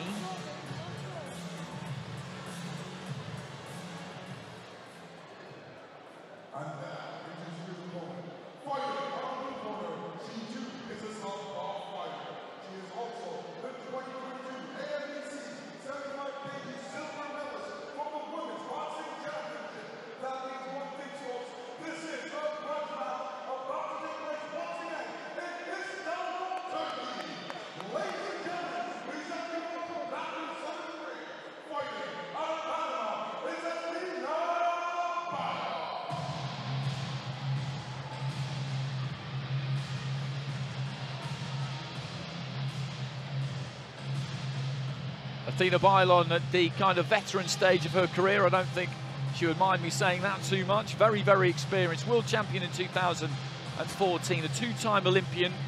Got to the quarterfinals in Tokyo. American champion in 2018. South American Games gold medalist that same year. And as we've been mentioning earlier this year, came second in the final of the American Championships to the woman who stands across the ring from her right now. 33 years old.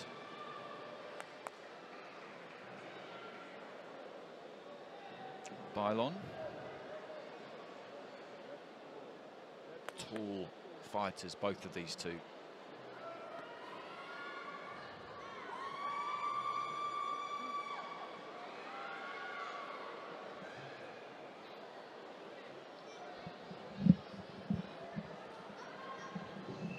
Referee doing the final checks there. They'll always do the same thing. They'll have a look at the gloves, have a look at the gum shield, have a look at the head guard.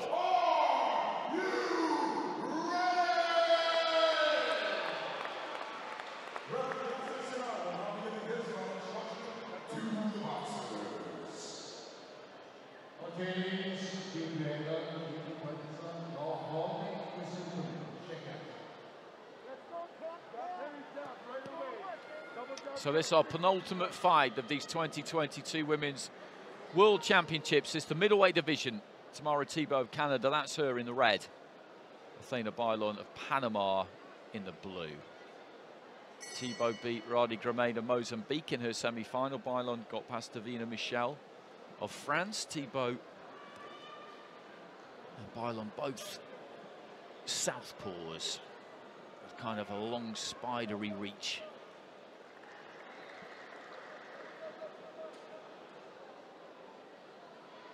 Little twitch there from Tebow. Jab to the body, but a long left hand there from Tebow. That got through.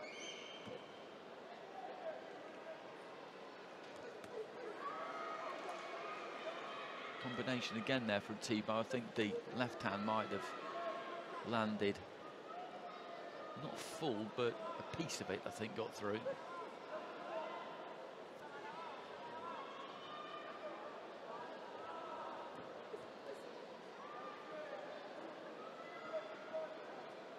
A lot of twitching from these two. They're trying to draw something from each other. Left hand from Tebow was short, and for a second there she was stuck in no man's land a bit. A right hand to the body there from Bailon. I think though Tebow managed to just drop the elbow on that one. Pretty tight this through the first minute. Tebow with that clean left hand probably had slightly the better of it. And there's that left again. Lands on around about the ear there of Bailon. He's just snatching at her shots a little bit, the fighter in blue.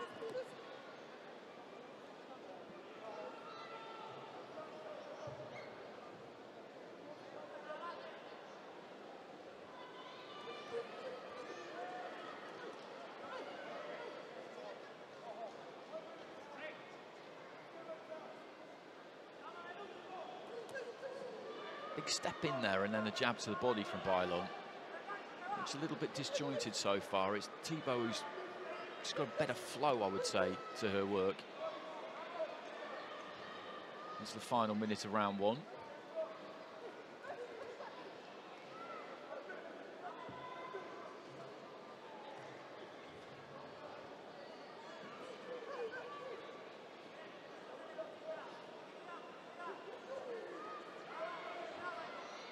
Left hand snuck through there from Bailon, but straight off the back of it, there was the 1-2 there from Thibault.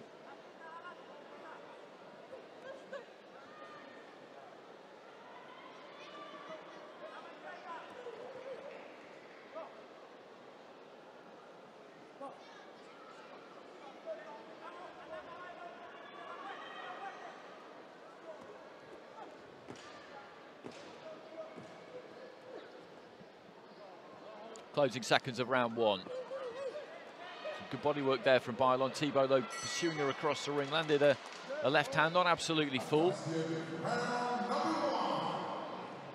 Wasn't a huge amount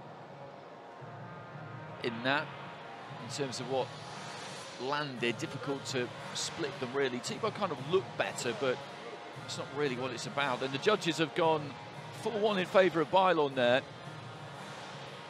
Thibault's a bit unlucky to just get the one card there. She landed a couple of good clean shots. If anything, I might have edged her way with that round, actually, because not that much landed clean. It really didn't. And from where I'm sitting, which is further away than the judges, I thought Thibault probably did enough there, but it's gone 4-1 in favour of Bailon.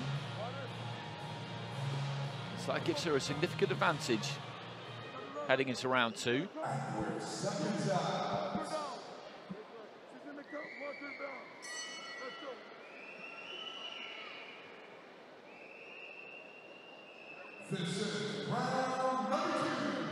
So T-Bone Red of Canada finds herself behind after round one, so she needs his second round now. If you drop the first round in these 3-round fights, it puts you behind the 8 ball. You're under pressure. Lead right hand there from Bailon. He just dabbed the side of the head of Thibault. Thibault trying to move in behind the jab. Lands that left hand again there. Again, double jab left hand from Thibault.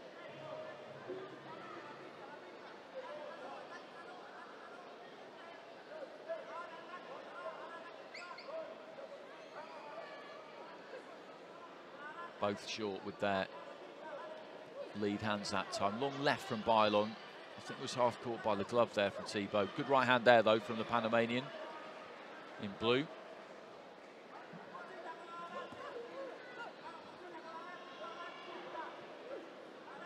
Ponderous looking left there, really, from Bailon, but Thibault just pulled her feet back out. Left on the inside from Thibault.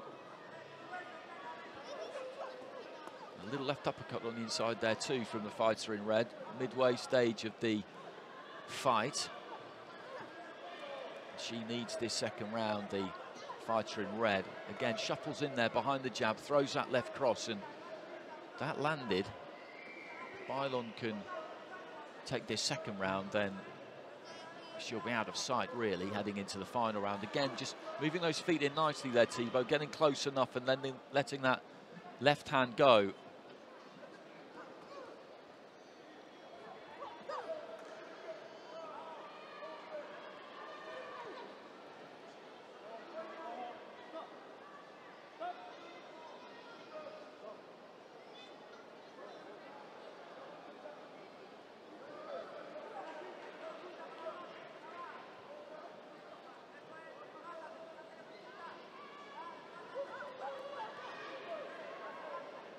Combination from Bailon, then just steps off to her left-hand side.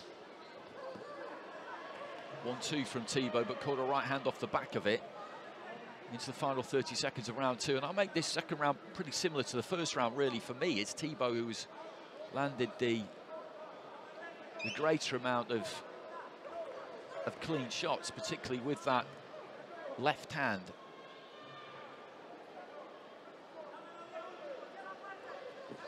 Left hand on the inside there from the Canadian. Be interested to see what the judges do with this round, because the first round they went 4-1 in favour of Bylon. Not much in it though, as I said. These are fine margins we're looking at.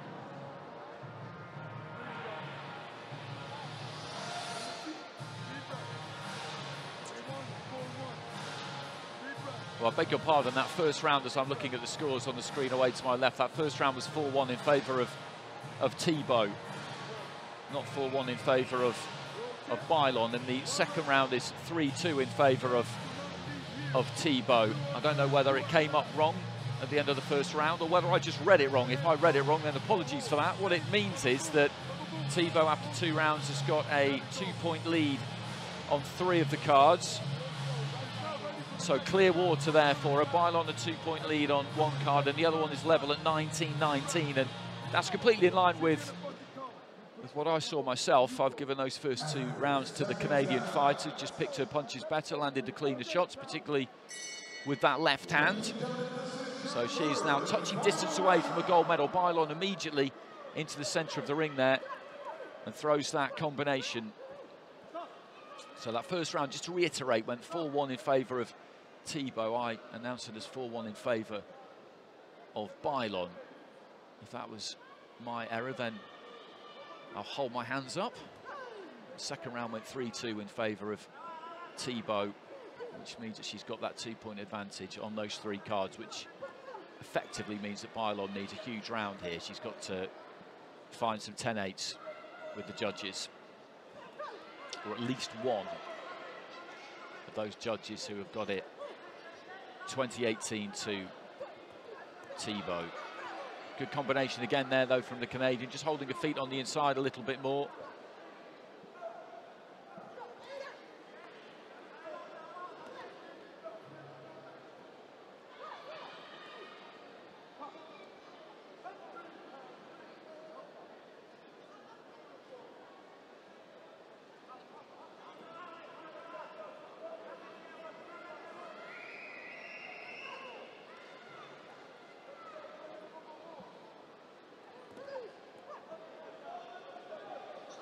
Slightly subdued atmosphere around the arena compared to previous fights because there's no Turkish participant in this final. There will be in our next fight, our final fight of the championships, up at heavyweight.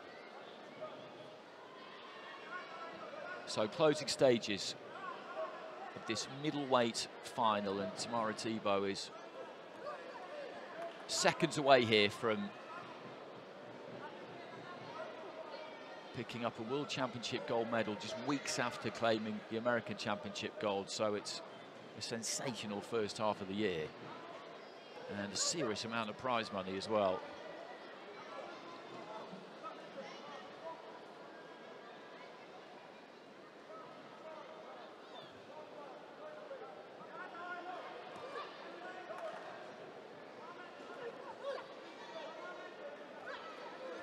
There's that left hand. That's really worked well for her. And there's been some variety in it too. Some long left hands in that first round. The second round, she got the feet a little bit closer. Banged in that left cross with good effect. And then in this third round at times, she's looked to switch it into an uppercut. It's been a good all-round display. Oh, Bylon just slipping there.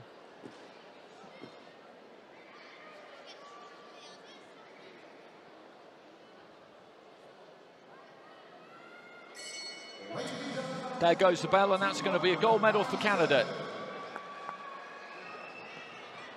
Good performance right from the first bell from Tamara Thibaut. And she was 2 points up with 3 judges going into that final round. I gave her that final round as well. So on my very unofficial scorecard, I had that 3-0 in favour of the red corner.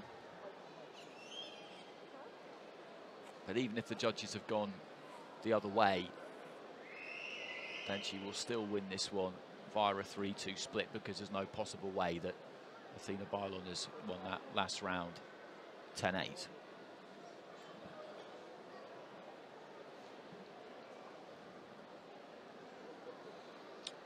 And another country gets a gold medal. 7 now represented on that gold medal chart.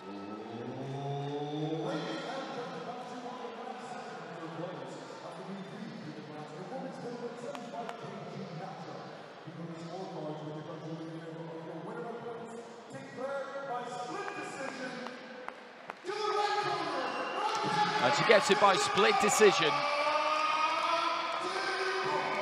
which is no great surprise because Bailon was 2 points up with one judge going into that final round, so I'd imagine that'll be a 4-1 split. Indeed it is, but it's a comprehensive win.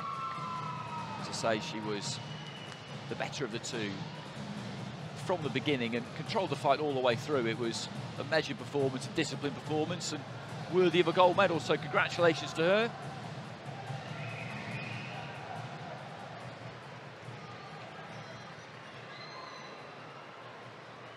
Canada get a gold to add to that silver that we saw Charlie Kavanagh win. And now we will have the final fight.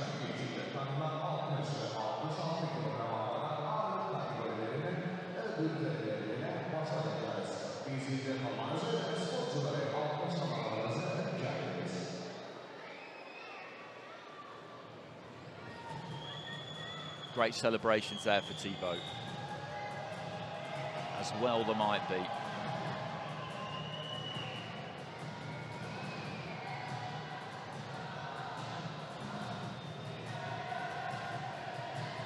But before that, before our final fight, I think it's time for some more medal ceremonies.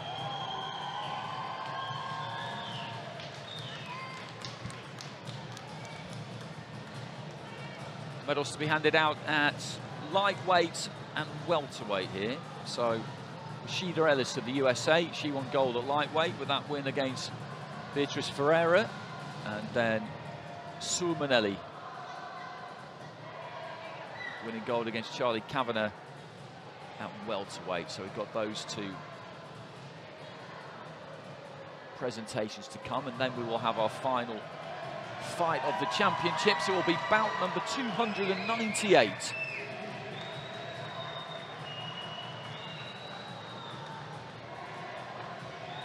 They've got 4 out of 4 so far, Turkey, in gold medal bouts. One more remaining. One more chance.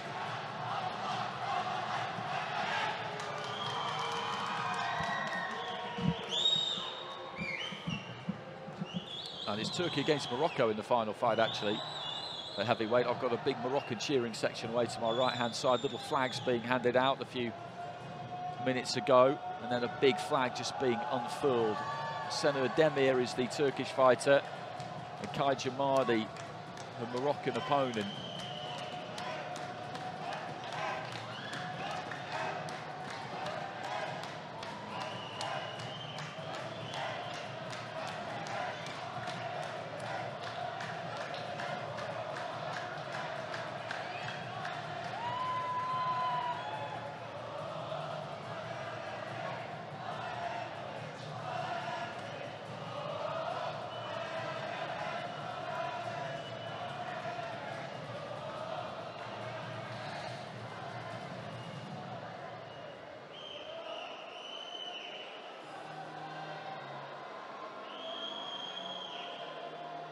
Ladies and gentlemen, we now proceed to the award ceremonies of the IBA Women's World Boxing Championships 2022 in women's light and welterweight categories.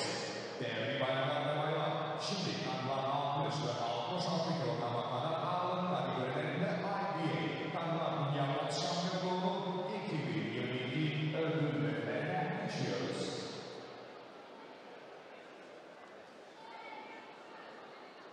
Ladies and gentlemen, please welcome the medalists in women's lightweight category.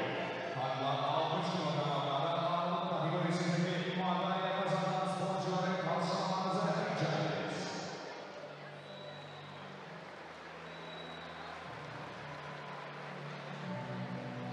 So here come our lightweights.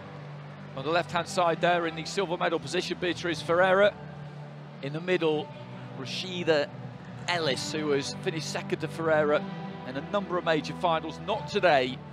And then on the right, our bronze medalist Alessia Messiano of Italy and Donjeta Sadiku of Kosovo. Secretary General of the International Boxing Association, President of Brazilian Boxing Federation, and Hassan Kartal, Vice President of Turkish Boxing Federation. Bronze medalists are bronze medalist Alessia Messiano, Italy. Up steps Messiano, 2016 world champion in Astana in Kazakhstan.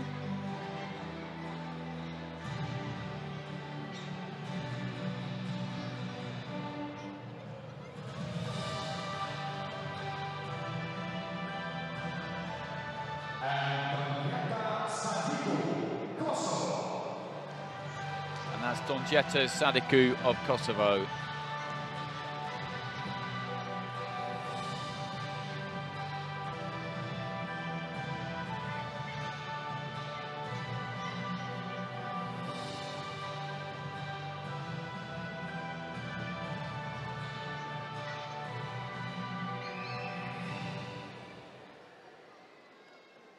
Silver medalist is Gümüş Madalya, Beatriz Ferreira, Brazil. Beatriz Ferreira doesn't look too thrilled at stepping up to receive that silver medal. It was gold that she wanted. It was gold that she got when she tangled with Rashida Ellis in the American Championship final a few weeks ago, but that has been reversed here today. A smile from Ferreira. She's disappointed. But you can't win them all. 2022 IBA Women's World Boxing Championess. Altın madalya, belki IBA Anadolu Şampiyonu, Russia Şampiyonu Ellis. The United States of America. And a big smile on Ellis's face as she steps up to receive that gold medal. And it was thoroughly deserved, really good performance. Isvan Kovac handing out the check, giving her the medal. He knows what this feels like. He's a two-time IBA world champion. Ladies and gentlemen, please rise for the national anthem of the United States of America. Amerika Birleşik Devletleri'nin başlayıcı ayağa kalkması şartıyız.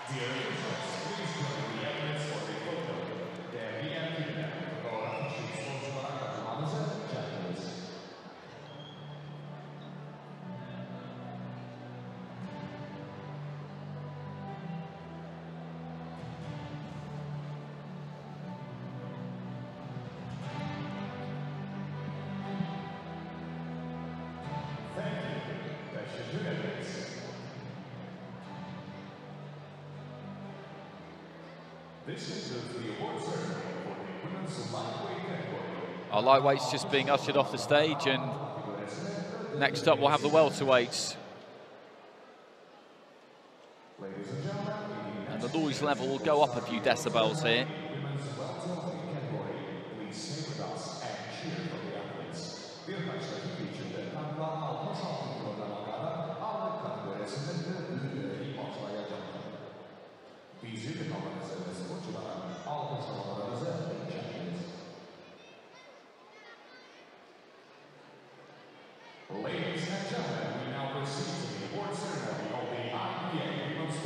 Boxing Championships 2022 in women's welterweight category. Please welcome the medalists.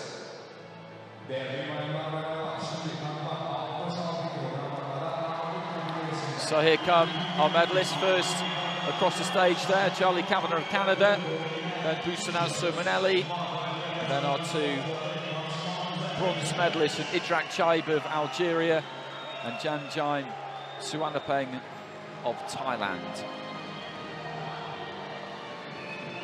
Surmaneli, who's had a hell of a time of it the last few years.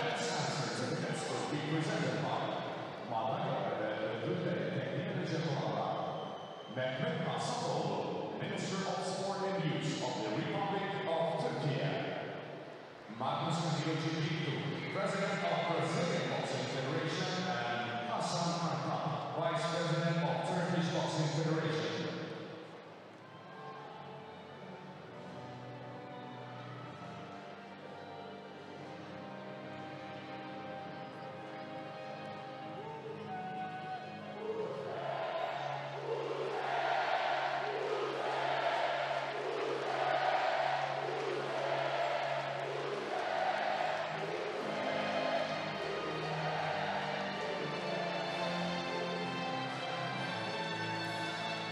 One of our presentation team just a little bit late, getting up onto the stage there. So Idrak Chaib of Algeria. Algeria winning their first ever medal at the Women's World Championships in this 12th edition. Same thing for Uzbekistan and also Mozambique. 26 different nations medaling, 18 different nations getting to the finals. And so far 7 different countries picking up gold medals. That's Janjain Suwanapeng of Thailand.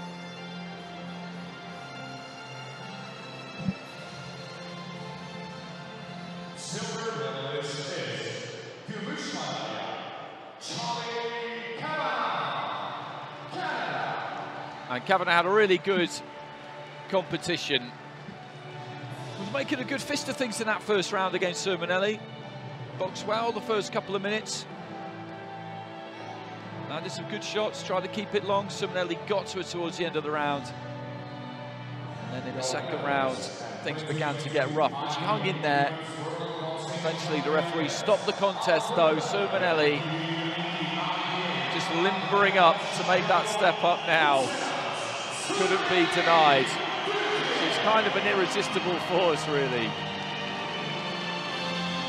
And she absolutely loves fighting. Two-time IBA world champion.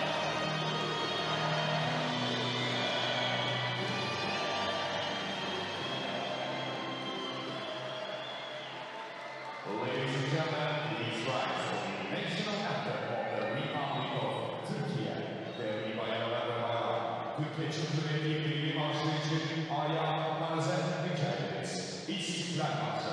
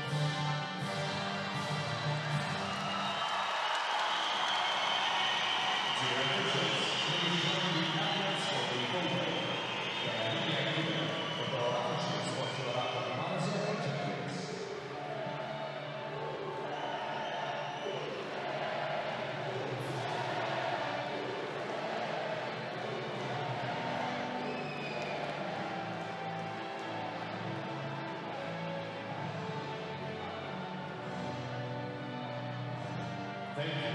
Thank you.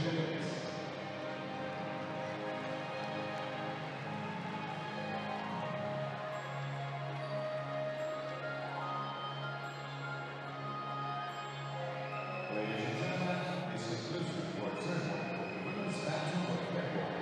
Kadınlar ödül yorumlamadan aldığım göresinin ödülleri sınırmış. Asimain Khalif on the left-hand side there, who's picked up a medal for Algeria as well as her compatriot Idrak Chaib. But this moment belongs to Surmanelli more than anybody else. She's the champion. She was the reigning and defending champion going into this. Retaining a title is always a very difficult thing to do, and she's done it, and she's done it in some style as well, because 4 of her 5 fights ended inside the distance. Only Janjaim Suwanapeng of Thailand managed to last the full 9 minutes. That's some record.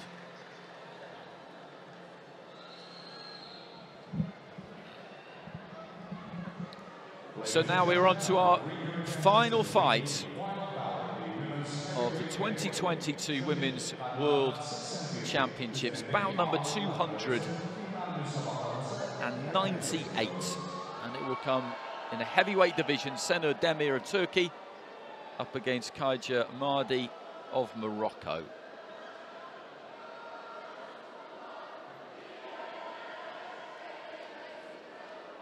Demir turned in a pretty sensational performance, I thought, against Lydia Fedora of Poland to win by unanimous decision in her semi-final. Mahdi beat Akira Abdullaeva of Uzbekistan in slightly odd circumstances. Abdullaeva injured her right knee in the first round and just couldn't continue.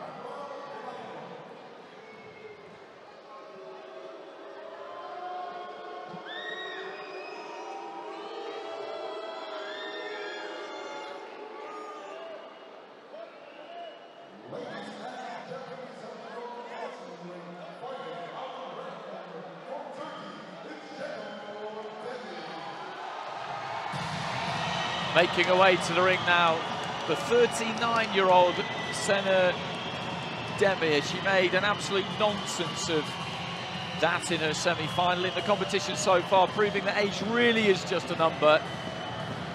But this is a massive opportunity for her. She got a bronze at the Worlds in 2016, a silver in 2018. Now, 4 years after that, she gets the chance to win a gold and in front of her home supporters. It doesn't get any bigger than this, but she looks nice and relaxed.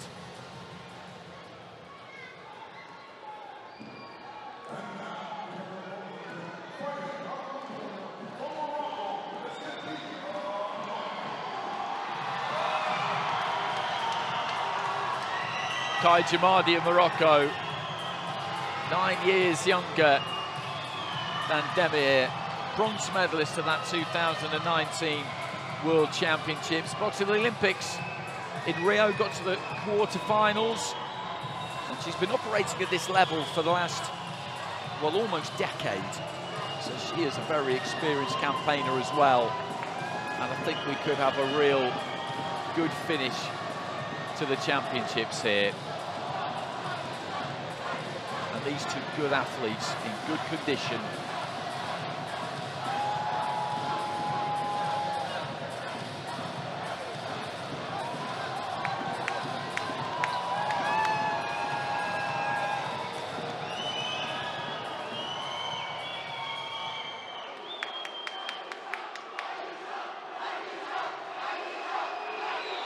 To tailor the tape, big height advantage there for Kaiji Amadi. In terms of the weight, she's got about 2.5 kilos on her opponent. So not a big size differential. Of course, there's no weight to make when it gets to heavyweight in the women's section. So you can have big disparities, as you can with the men at super heavyweight, but this is not one of those occasions.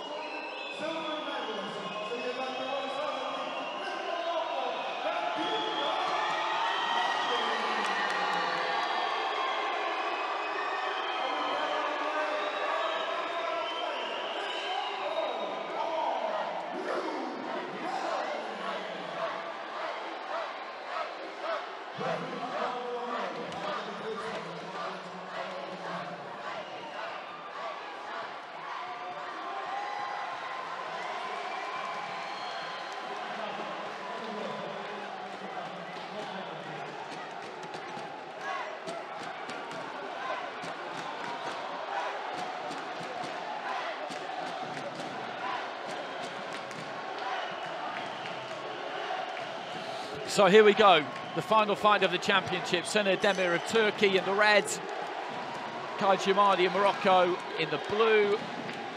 Demir boxing out of that southpaw stance. Amadi, orthodox. Three-minute rounds. Looking for the right to the body there, Amadi didn't get there. Blocked by the glove of Demir.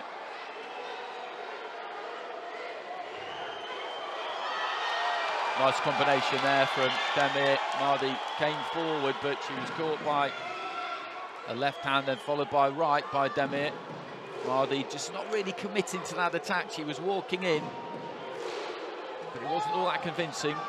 Long right-hand lead there from Mardi. Bounced off the forehead of Demir. Takes a nice long left to the body there, Demir. Just lands that one.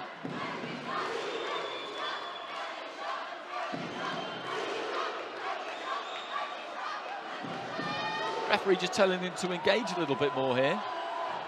I never complain about that, but I think they're showing us enough at the minute. Right hand to the body there from Mardi. Looking for that long left there, Demir. I'm not sure if that was half blocked, but they're keeping this at distance, the pair of them at the minute. Trying to score from the outside if they can, and Demir's having a bit more success with that, despite the fact that Mardi has got that 13cm height advantage and the reach that should come with it. It doesn't always translate because you've got to box your height, you've got to use that reach. Every millimetre of it if you can. She dips ahead and comes forward there. Demir trying to catch her with the left on the way in.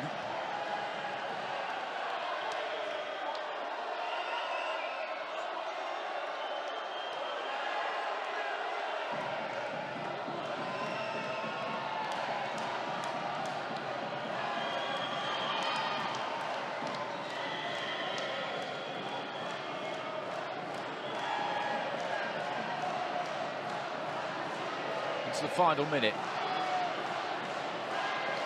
It's not been all that much clean punching done in this opening round. A bit of body work there from Mardi. Left hand to the head though from Demir.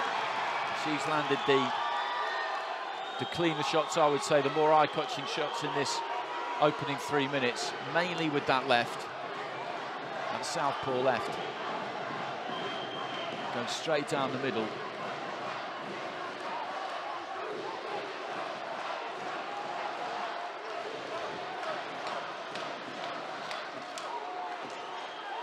Head coming in a little bit low there from Mardi, and then comes up underneath it, underneath the chin there of Demir, and dumps her onto her back. Needs to be a little bit careful about that. So the bell goes to the end of the first round. Mardi just raising a glove there. There wasn't a lot to pick between them in that opening round. I thought Demir with her left hand probably picked her punches a bit better, was slightly more accurate. But it was tight.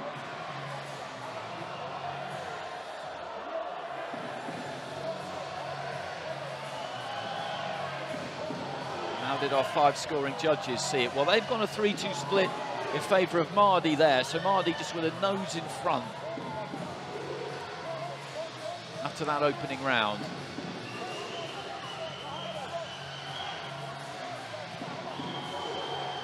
There was a lot of that in that first 3 minutes. Mardi's just falling a bit short, but it was that left, I thought, that probably just nicked it, just took that round for me. That was a good shot, into the throat almost.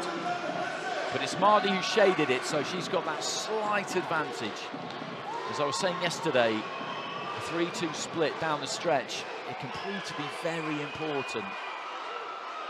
These two just powering their lead hands. Demir looking for that left. Mardi with a short right. Hasn't really imposed that height and greater size. There's not a big size difference between them, as I mentioned. Left into the body there from Demir, and then a nice combination as she just turned around that front foot. And these two just setting their feet and swinging a bit more in this second round. But again, that left hand sneaks through from Demir.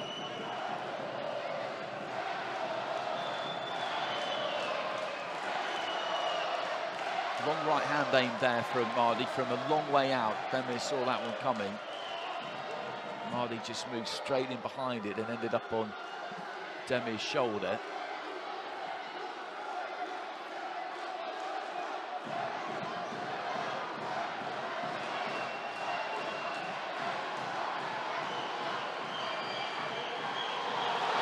Well, she ends up on the canvas there, and it is counted by the referee. The left hand, I think, landed as she just piled into the corner there, Demir. They're saying possibly that it was landed with the inside of the glove there, maybe. but that was the Turkish corner, so they can't possibly have been complaining about it. But that seemed to be what the coach was indicating there, which was quite strange. But into the second half of the round.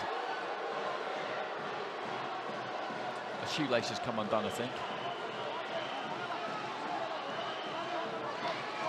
Well, no, it's the head guard. They need to get that hair back into the head guard. He was just taking advantage of that there, the coach, to have a quick word with his fighter before he did that.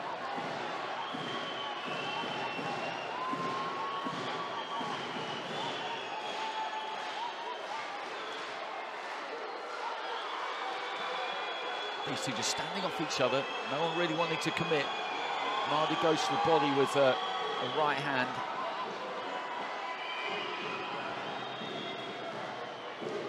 Everybody on their feet at ringside. It's the final action of what's been a really good couple of weeks.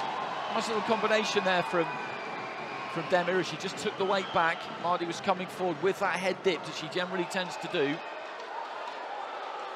Landed the right hand at least, heading into the final 30 seconds of round number 2. Just a reminder of the scoring in round 1. 3 judges going 10-9 for Mardi, 2 judges going 10-9 for Demir. So she needs to get it with enough of the judges in this second round, Demir, to make sure that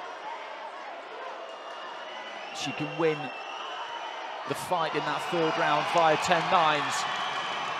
And Mardi feeling like she landed there. Demir looked at the referee. Nothing was said by the official. There goes the bell at the end of the round, and both of them just gesticulating wildly to the crowd there. And what are we going to get with the scoring for that second round? Well, there was the count, of course. That doesn't necessarily mean too much in the context of IBA scoring, but I would say that that was a round for the red corner myself. And 4 out of the 5 judges going along with that. So this is tight, this is really tight. 2 judges have got it 20 points to 18 for Demir. Another judge has got it 20 points to 18 for Mardi. There was that left hand, and that was a good shot. That was a really good shot. It was slightly on my blind side away to the right-hand side, so it was hard to see if it landed absolutely clean. And there was the corner celebrating it. So 2 cards have got Demir 2 points up, 1 card has got Mardi 2 points up, the other 2 are even, so Demir needs 1 of those even cards. She needs to convert 1 of them into a win. Mardi needs them both, so this really is pretty much as close as it gets. Demir in the red, boxing for Turkey, Mardi in the blue, representing Morocco.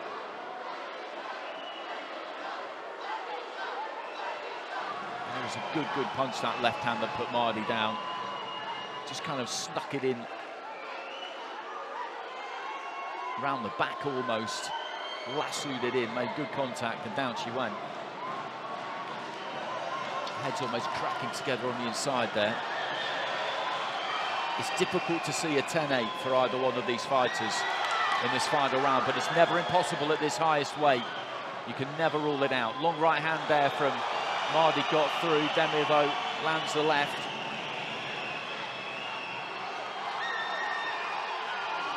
A minute down, a minute gone in round number 3.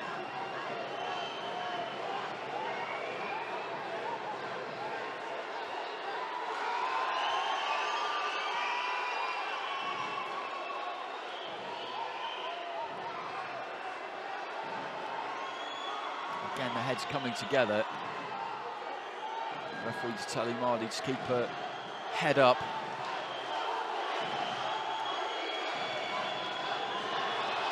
Looking for the left there, Demir, but I think it landed round about the shoulder. I think maybe these two are both beginning to feel the pace a little bit here.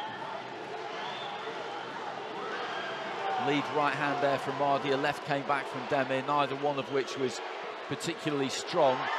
Left hand off the ropes there for Demir. Quite messy this final round. Heading into the final minute of it, Mardi just taking a little step back, finding a touch of space, trying to ram home that big right. There's not much in this final round. It's down to those 2 drawn cards. Demir needs 1 of them Mardy needs both of them.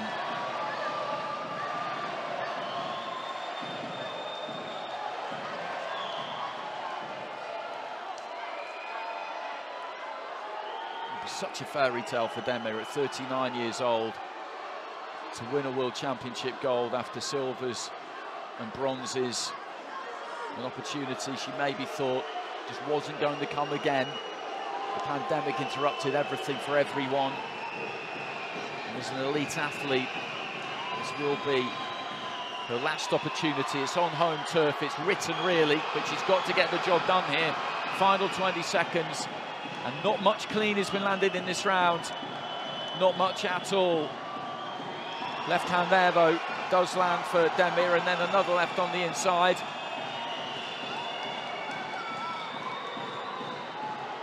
And you would imagine that she has probably done enough here.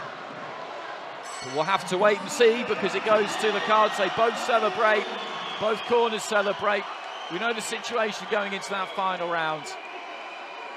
And nobody's won that final round 10-8, so the two cards that Demir was up on, she'll keep those, no question. The card that Mardy was up on, she'll keep that, so that makes it 2-1. Then it comes down to the two drawn cards. Demir needs one of them. Mardy needs both of them. That's what this is all about now. How have those two judges scored it? And a really close fight to finish with. Finals have been good in that respect. We've had a lot of fights that have gone down to the wire.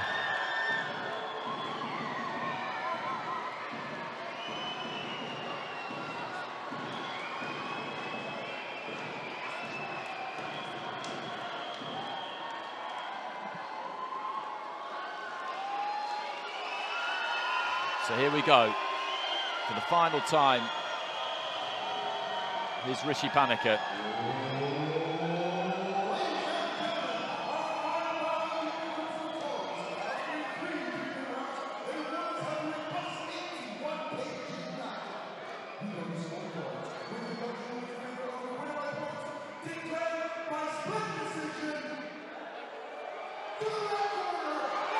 And she gets it. Senur Demir gets it by split decision, straight up onto that corner post. And as I said, given the circumstances, the stage of the career that she's at, it was almost kind of written that she would do this, having got all the way to the final, but there was still a job to be done in there, and Mardy's up on the corner post celebrating as well. It was a close fight, but she's got it by that split. Be interesting to see what the final scores are. It's a 5th gold medal for Turkey. So they've had a sensational championships.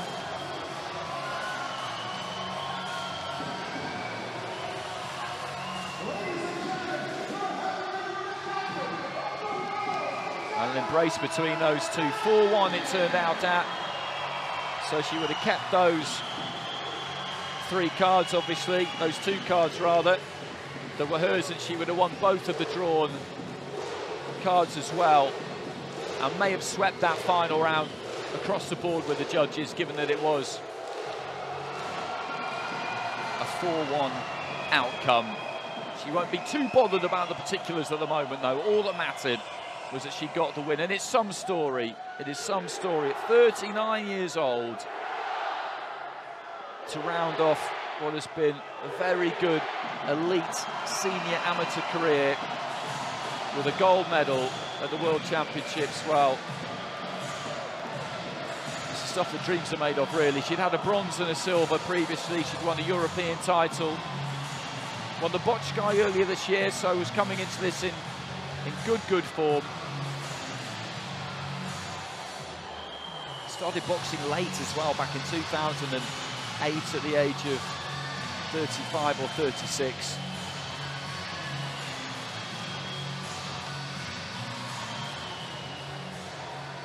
She's a very happy, kind of smiley presence. I've seen her around the hotel quite a lot the last couple of days, and you can just see how much she was enjoying this, how much she was soaking it in. You do definitely get the impression that this has not kind of passed her by. She has lived every second of this, and that's always great to see, because as I said earlier on, there's so much hard work that goes into being a professional athlete, and that's essentially what top-level amateurs are. Let's be real about that.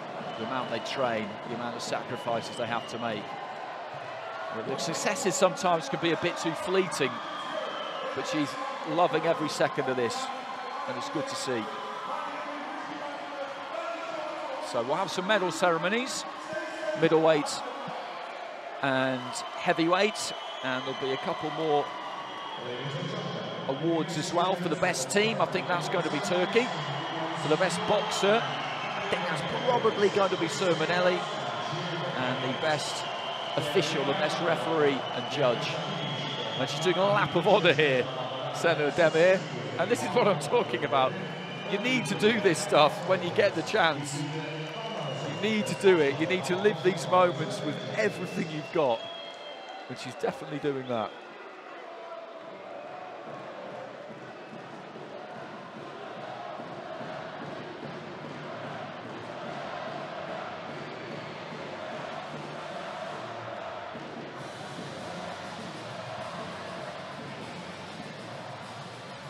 And so the stage just being prepared for our medal ceremony. She may as well stay where she is there, Senna Demir, because she'll be stepping up onto the top plinth of the podium pretty shortly.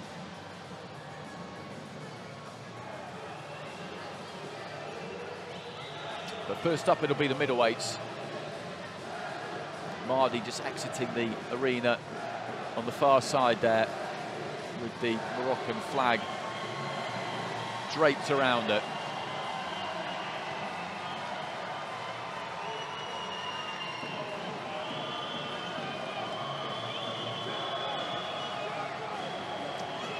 So 5 gold medals out of 5 gold medal bouts for Turkey, which is an incredible return. And just to give you a rundown of the other nations that won golds: 5 for Turkey, 2 for Ireland, back-to-back golds yesterday. 1 for India, 1 for Chinese Taipei, 1 for Lithuania, 1 for the United States of America, and 1 for Canada. So 7 different countries winning gold medals across those 12 finals. 18 countries represented in those finals. 26 nations overall medaling, which is a good spread. 298 fights in total, 310 fighters, 73 nations in total. There was a knockdown in round 2. Just pulling away, but she got caught with the left, and then the feet disappeared from underneath her. And the Turkish coaching staff as well, you've got to give them a massive mention, because that is some feat by them. The fighters obviously have to get into the ring and do the business, but there's a lot that goes on behind the scenes.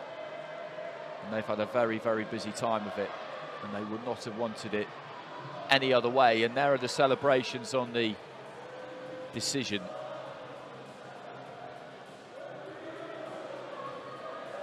And that entire Turkish team, I think, will be celebrating one more time, because there's no question that they will win best team of the tournament.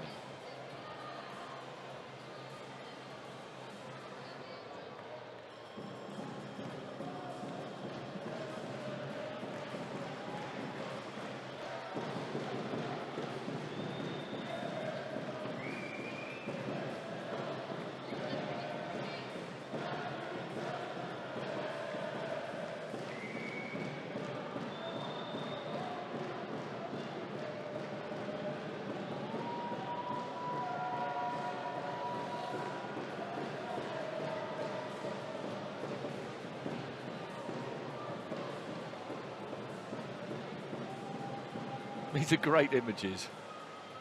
They really are.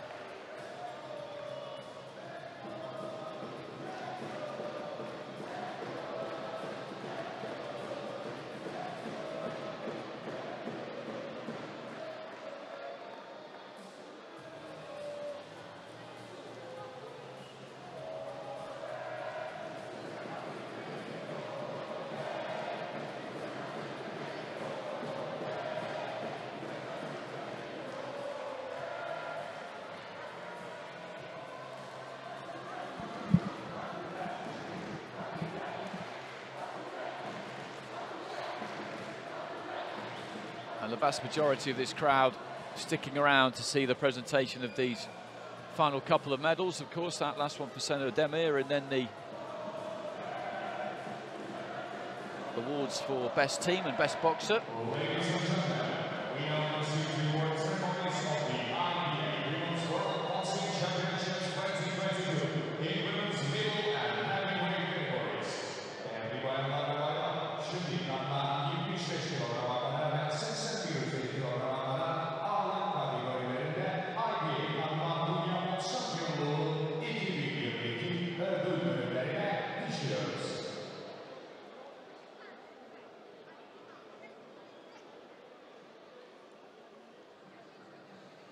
So just maybe a slight delay here as we wait for our middleweights, our 75 kilo fighters. Gold medalist Tamara Tebow of Canada with a good all-round performance against Athena Bailon of Panama in the final. Our bronze medalist Radi Kremain of Mozambique and Davina Michel of France. Here they come.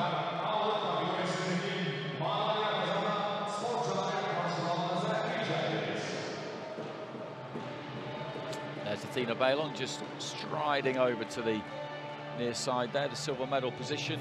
Tebow in the middle. And on the right-hand side, Gremain and Michel. Isvan Kovac, Umar Kremlev amongst the presentation team there.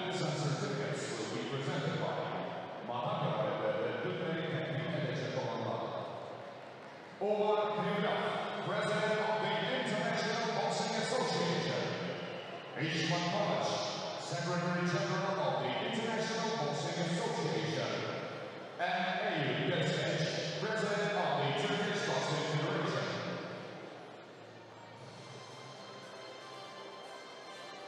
Bronze medalists are bronze medalist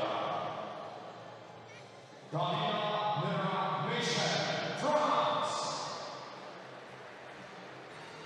Davina Michel collecting her bronze medal.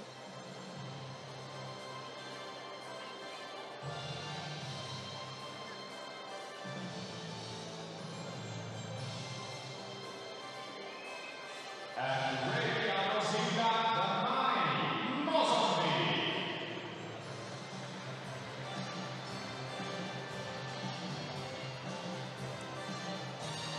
And Radi Kremain of Mozambique.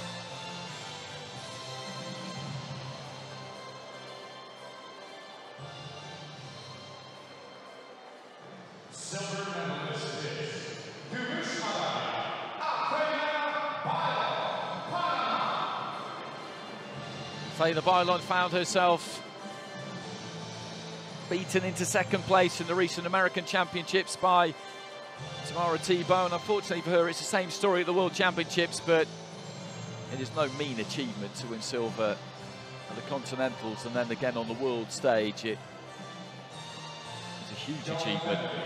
2022 IBA Women's World Boxing Championships. Altın madalya ve 2022 IBA Kadınlar Dünya Boks Şampiyonu Tamara Tebow.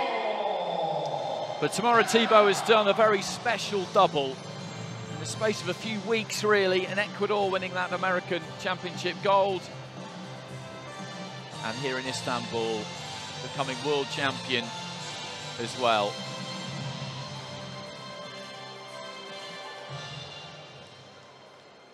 Ladies and gentlemen, we strive for the national anthem of Canada. Değerli bayanlar ve baylar, Kanada'nın başlayıcı bayrağı halklarınıza rica ederiz.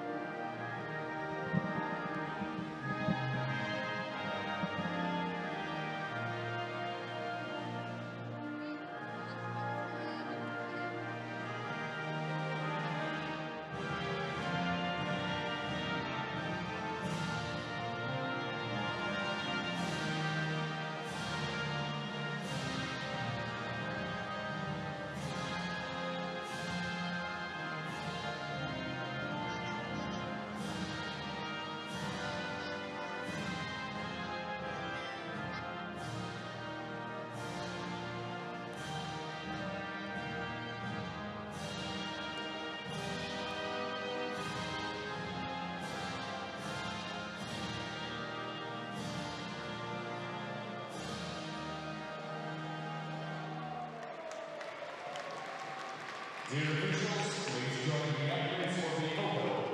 Der IBA fotoğrafiçin sponsorlar katılmanıza ederiz.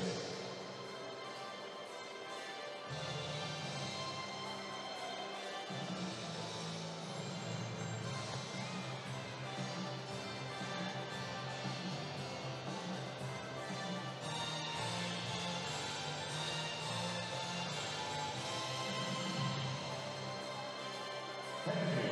Teşekkür ederiz. This includes the one ceremony for the women's middleweight category. Kadınlar ilk yüz yaşlarına ağırlanan bölgesinin ödüllerine sona ermişler. Ladies and gentlemen, in the next few minutes we will start the one ceremony in the women's heavyweight category. Please stay with us and cheer for the athletes. Bir başlangıç için de kadınlar 81 organize ağırlanan bölgesinin ödüllerini başlayacaklar. Bizimle kalmanızı ve sporculara alkışlamalarınızı rica ederiz.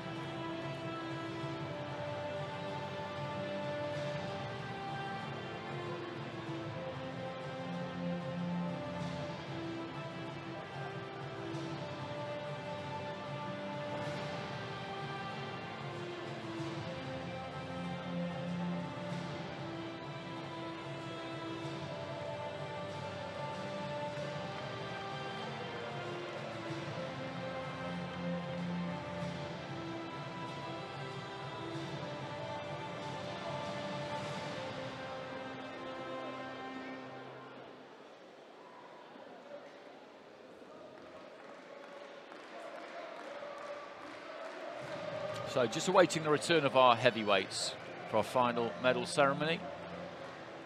Then, as I say, we've got 3 more awards for best team, best boxer, and best referee and judge.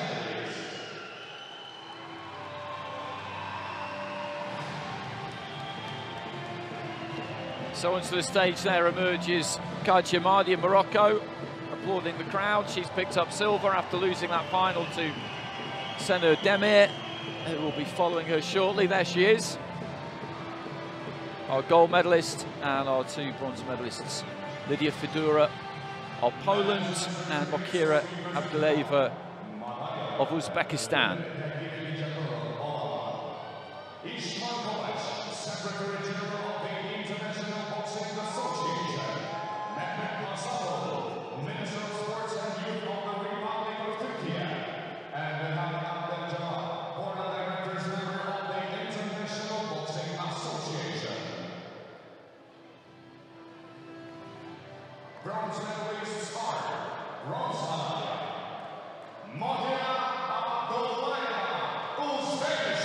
There's Abdullaeva, who was unlucky in her semi-final. That right knee just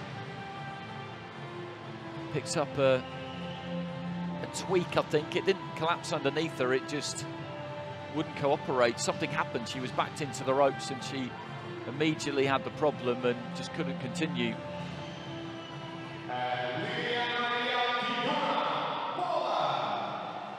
And Lydia Fedura of Poland.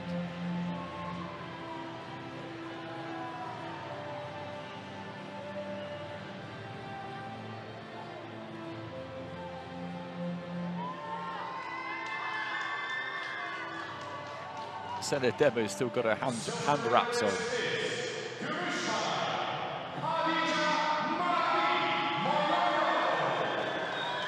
Kaija Mahdi of Morocco, the tears are coming. So close, and it really was so close as well, heading into the final round. There were two drawn cards. She needed both of them to get the win, and it just wasn't to be. And it's going to be an almighty roar now.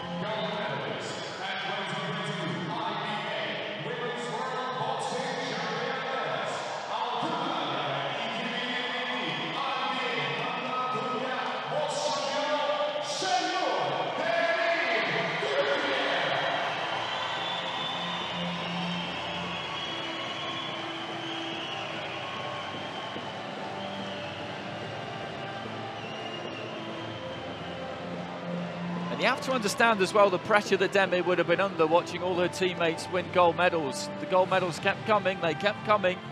She would have been backstage focusing on her own fight, but nobody wants to be the person who doesn't win one. Nobody wants to be the odd one out. But she made sure that she wasn't. And as I said, at 39 years old, what an incredible way to finish an elite senior career.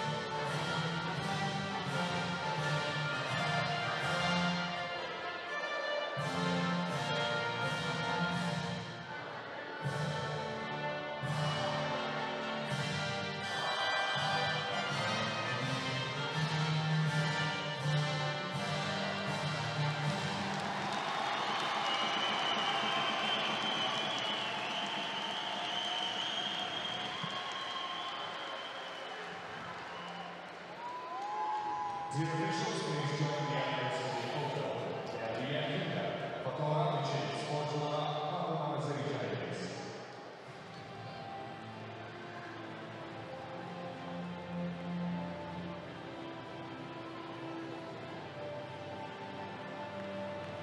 Thank you. Teşekkür ederiz.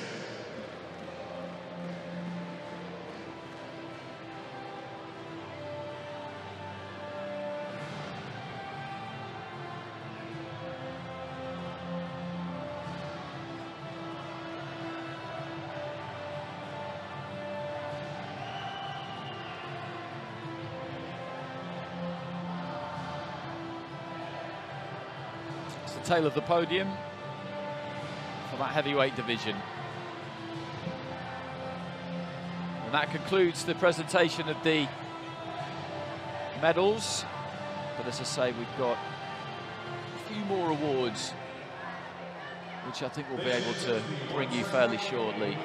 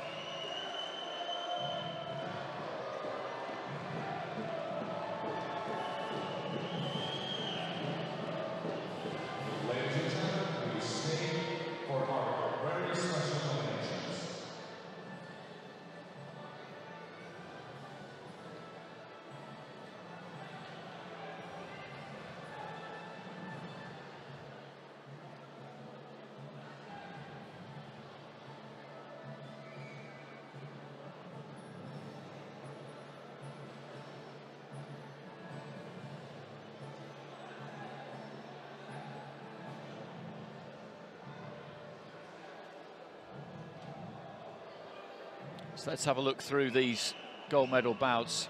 Kakiroglu getting gold, unanimous decision against Ingrid Valencia. Tight fight between Akbas and Perajot, really, really tight. Rashida Ellis on the 3-2 split, it was clearer than that because she had a 2-point margin on 3 cards going into that final round. She boxed really well, the American. Surmanelli was brutal. Kavanagh made a good start, I thought, boxed well in the first half of the first round, but then the Turk took over. 4 out of 5 wins by stoppage. I'd be surprised if she doesn't win Best Boxer. Really good performance from Thibault, completing that double, won the American Championships a few weeks ago against Athena Bailon and did exactly the same here on world level. And then Sena Özdemir rounding things off in style, picking up Turkey's 5th gold medal.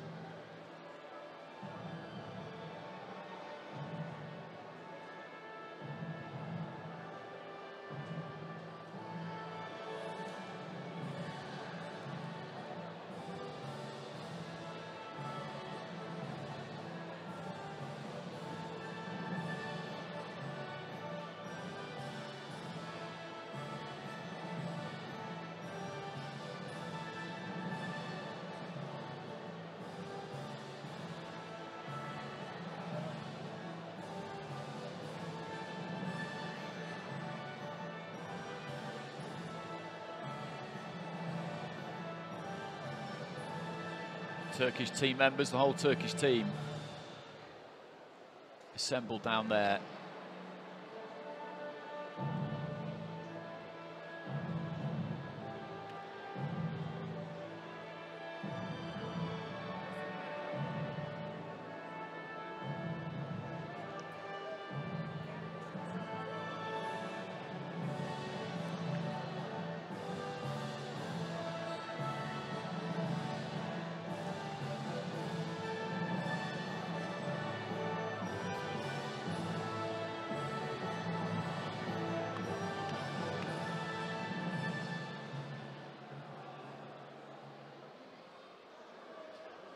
Ladies and gentlemen, we are ready to start our special eliminations awarding ceremony.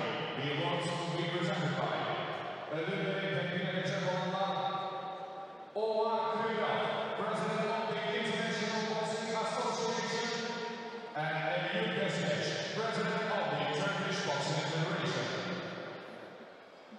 Ladies and gentlemen, it's now time to present the award to the best referee judge of the IBA Women's World Boxing Championships 2022 in Istanbul.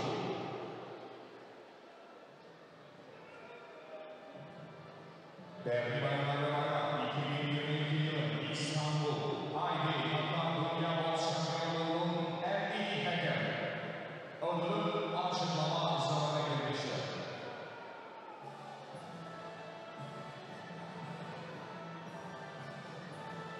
So our first award, I think, is going to be for the best referee and judge. We know we've got best team, best boxer, and best official, basically.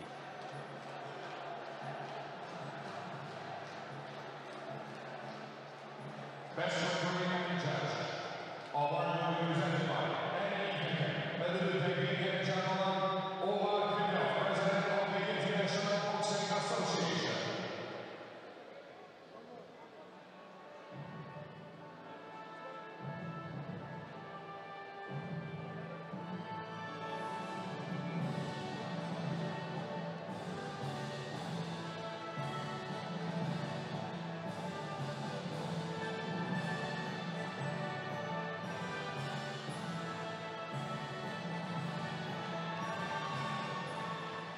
The best referee and judge of our goes to Emmy Hagen, the new Jennifer Huggins, Canada. So Jennifer Huggins gets the award for Best R&J at the 2022 Women's World Championships from Canada. Been a top official for a long time. That is some trophy.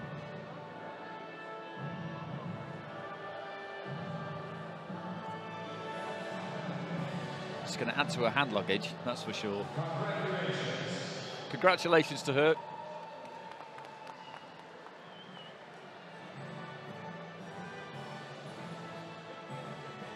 Ladies and gentlemen, the time has come to name the best boxer of the IBA Women's World Boxing Championships 2022 in Istanbul. Istanbul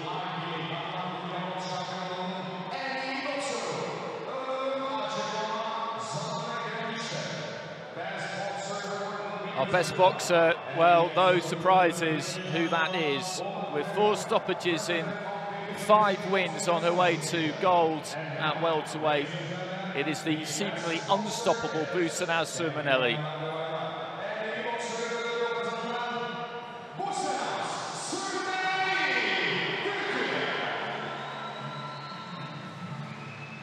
Trophy presented by IBA President Umar Kremlev.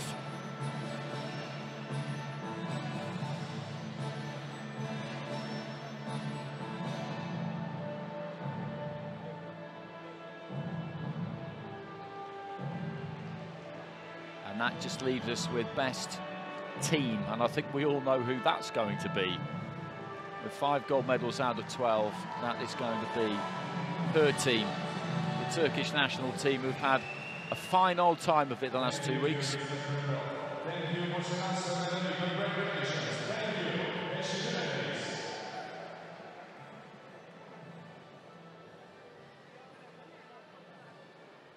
Ladies and gentlemen, the time has come to name the best team of the IBA Women's World Boxing Championships 2022 in Istanbul. Istanbul IBA Dünya Boks Şampiyonluğu'nun en iyi kadın ödülü harcanan zamana gelmiştir. Best team award will be presented by en iyi kadın ödülü teknik menajer olan President of the Turkish Boxing Federation. Ladies and gentlemen, the best team of our championships is the team. There you go, confirmation. Turkey gets it. And look at all those medals making their way up onto the stage. Not just golds. There's some bronzes as well.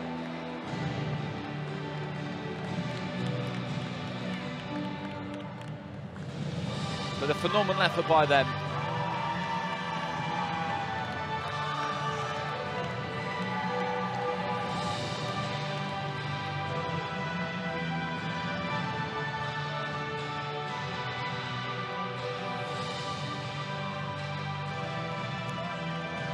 And it's Senor Demir, I think, who's going to take the trophy first.